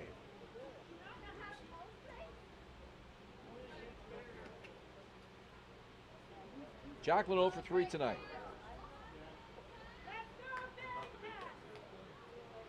Walked in the 4th inning. This one fouled off right side, and the count is full. 3-2 to Blake Jacklin. 9th inning brought to you by Barnstormer Brewing Company, the official local beer of the Barrie Baycats. Don't forget the London Majors are here on Saturday night.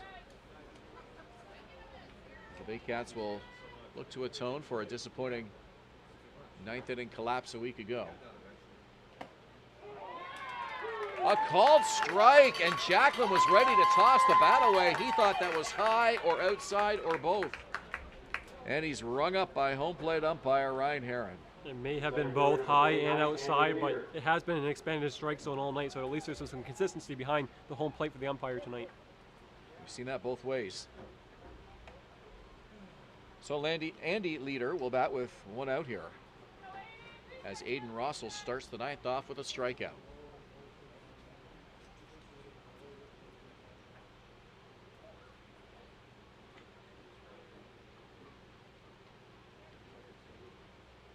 First offering to Leader, misses, and it's 1-0.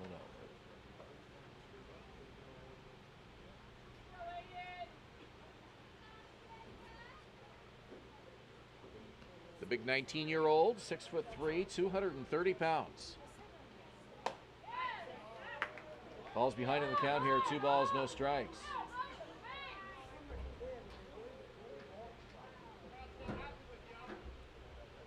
This is Rossell's 9th appearance of the season, all of them in relief.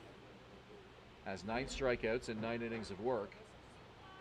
And a sparkling 2.00 earned run average.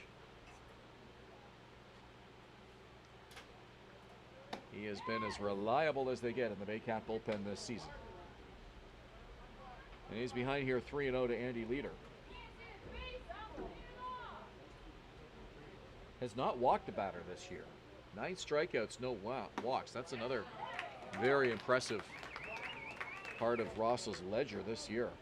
He's been arguably the best left-handed reliever in the league this season.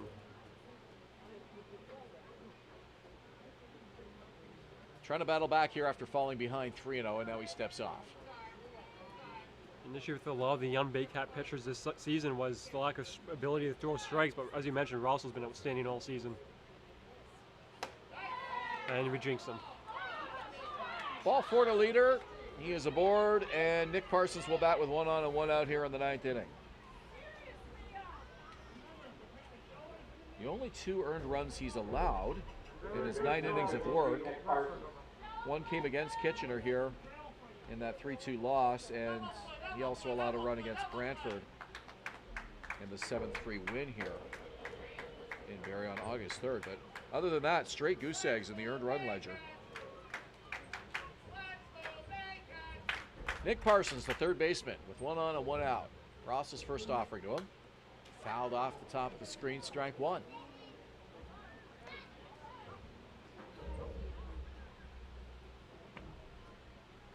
Bottom third of the order for Barrie, due up in the 9th. It'll be McDonald, Anderson, and Burns when we get there. Parsons and the Panthers looking to add to their 2-run lead. From the stretch, pitch from Rossell. Time was called. Umpire saying no pitch. Right down the plate, too. Parsons hadn't stepped out, but I guess he verbally asked for time and was granted it.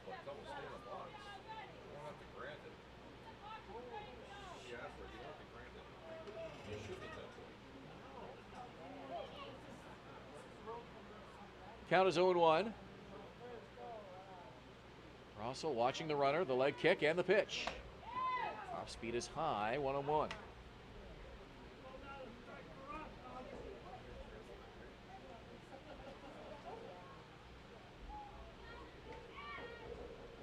Rossell pitched an inning in the 18-7 win over Toronto. Just 1 hit. And the count is 1 ball and 2 strikes to Nick Parsons.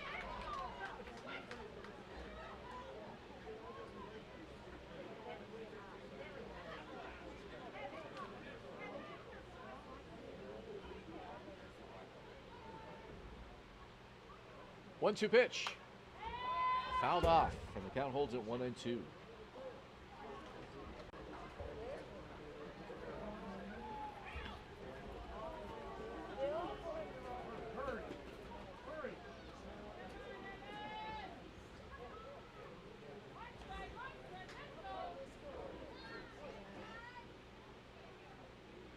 Parsons, 21 years old,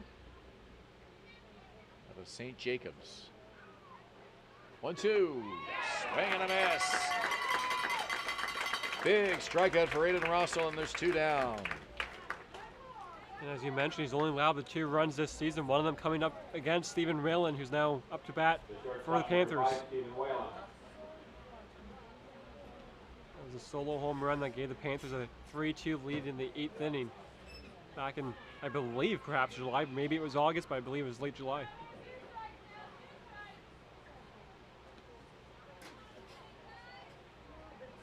Stephen Whalen in his 4th season with the Panthers. 23-year-old takes the strike call, 0-1.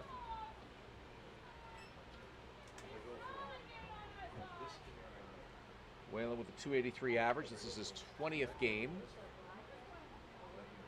this season. Runner goes. Pitch from Russell is fouled. Led by Mike Cicchetto, defensive replacement for Jeff Cowan, but the pitch was on the right side of the line and out of play. Leader would have had that space stolen by a mile. He had a great jump on the pitch, but all for naught.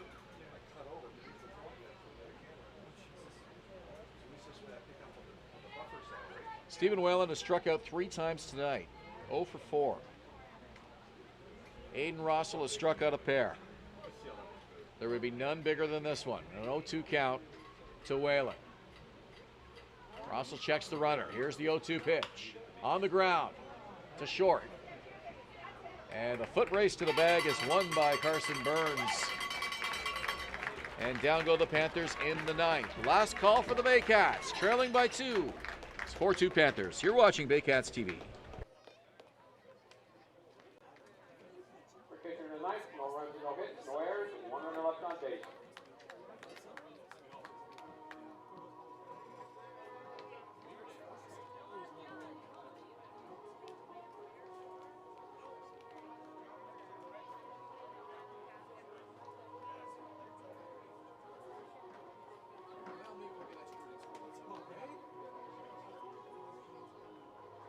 Okay, Baycats fans, this is the last time to get loud here.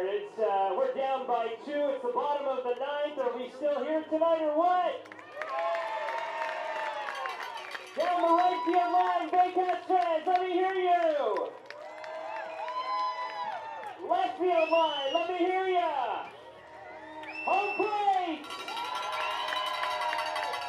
I don't know, I'm not being biased or anything, but I think home plate wins so far tonight. But hey, you're all winners. Hopefully our Baycats can come back in the bottom of the 9th. Just a reminder, fans, the Baycats return home here Saturday night to take on the London Majors. Tickets at barriebaycats.com and seatgiant.ca, 7 p.m. first pitch on Saturday. Let's go Baycats! Defensive change for the Panthers in the 6th, number 56, Brady Schnarr.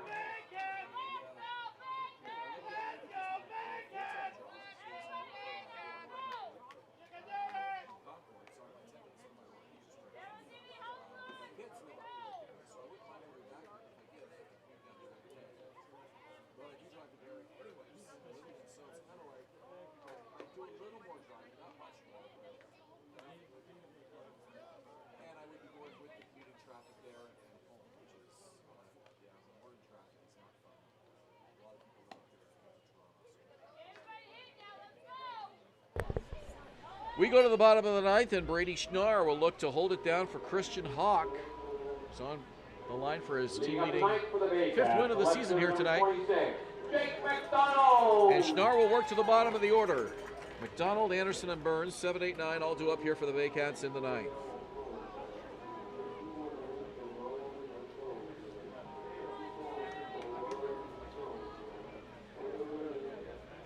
Schnarr working on his 24th birthday here tonight. August 26th.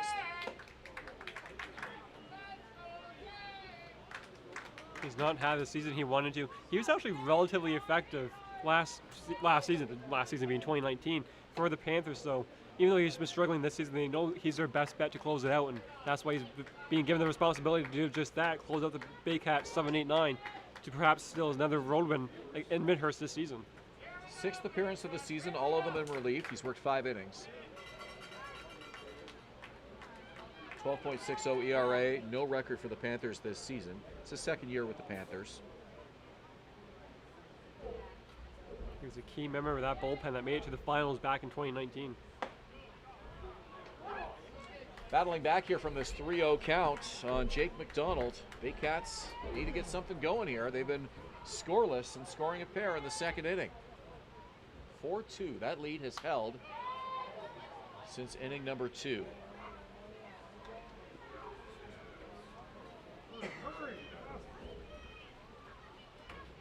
Schnarr would love nothing more than a save on his 24th birthday, I'm sure.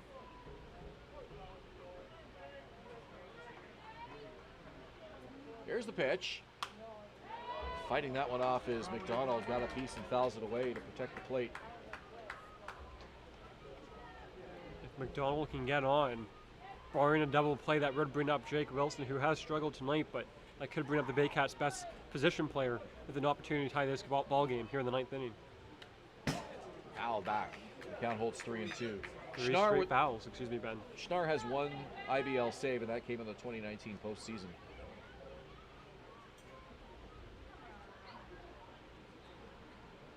Studied at the University of Montevallo. Waterloo native. And a walk to start off the 9th as Jake McDonald aboard on a free pass.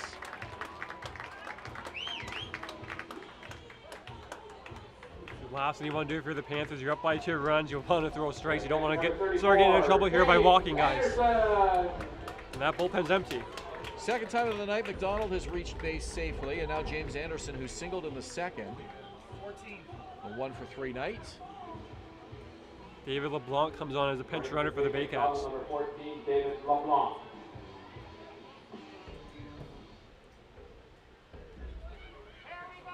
A little surprising that run doesn't mean anything at first base. You would think maybe if a guy like James Anderson gets on, that's also another guy you could potentially pinch run for, but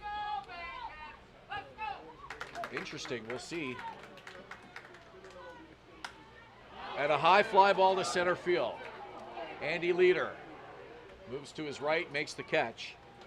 Anderson up there, first pitch swinging, and there's one away. I think for maybe half a second he thought maybe he lost that ball, as has happened to many outfielders here at Coates Stadium, but not quite.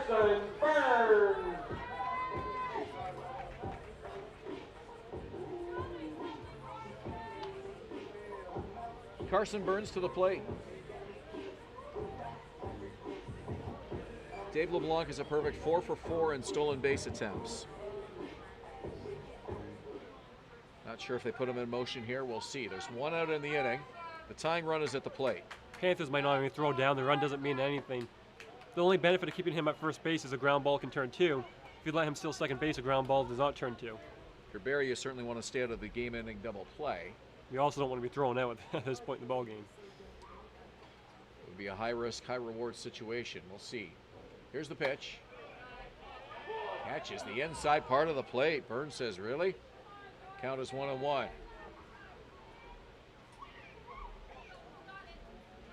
The ball was in the upper part of the strike zone as well. LeBlanc with a lead at first. Does not go. The pitch. Outside ball 2. 2 balls, 1 strike to Carson Burns, who is 0 for 2 tonight with a walk. Has yet to put the ball in play this evening.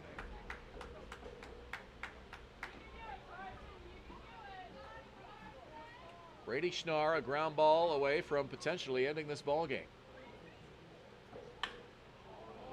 Third base side foul, and the count is 2-2.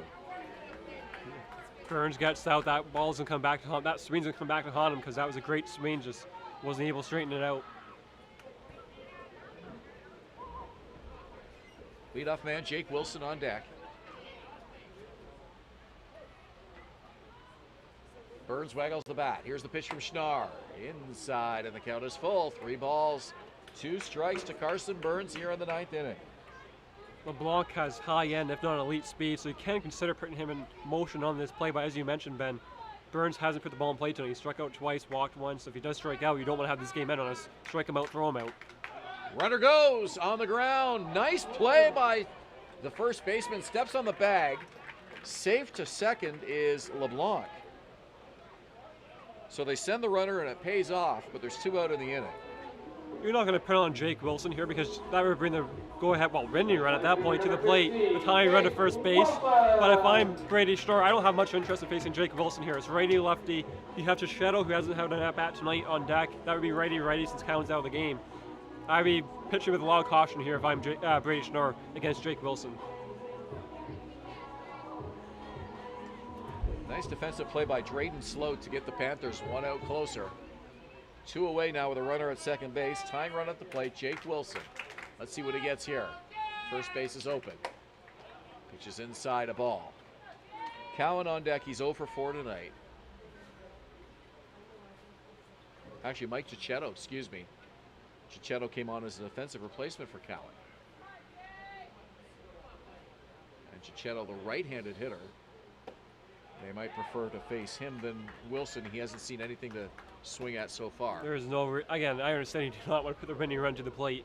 A ball in the gap would tie it. If Chichetto hits a double, Wilson would easily come around to score, but I don't have much interest if I'm the Panthers here in facing Jake Wilson. Swing and a miss. And it's 2-1. That pitch got a lot of the plate, so it does go to show that they might have interest in facing him after all, even though it was a hitter's count.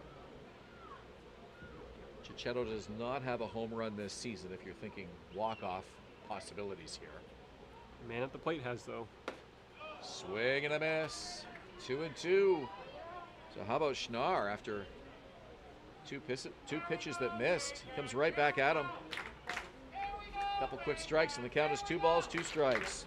I could see something potentially in the dirt, maybe something high. It's tough to think he can blow 3 pitches down the plate to Jake Wilson, but so far it's been working for Brady Schnorr. Let's see. 2-2. The pitch to Wilson. Inside and the count is full. Didn't miss by much. Didn't miss by much at all. And it was framed nicely too. Wilson lucky. That could have been the ball game right there. He's going to get another life here with a 3-2 count. It's a lot of confidence in the fact that you think it's not a strike given how liberal the home plate umpire has been tonight with his strike zone. Tying run at the plate. 3-2 count. 2 out. 9th inning. Here's the pitch. Swung on and missed. And the Panthers hold on for a 4-2 win here at Coates Stadium.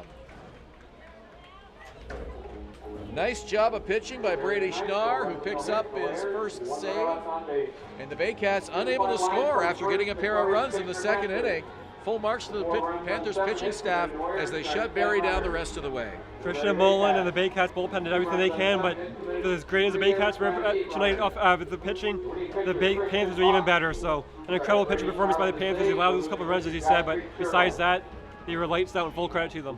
Ryan, once again, a pleasure to work with you. So nice to have you on the broadcast tonight, and all the best in whatever the future holds for you here in 2021 and beyond. And I appreciate that. Thank you so much. Final tonight here from Coates Stadium. Panthers 4, Baycats 2. Don't forget our next broadcast Saturday night here from Coates Stadium when the London Majors come to town. It'll be a 7 p.m. first pitch here at Coates Stadium and on Baycats TV. Good night. We'll talk to you then.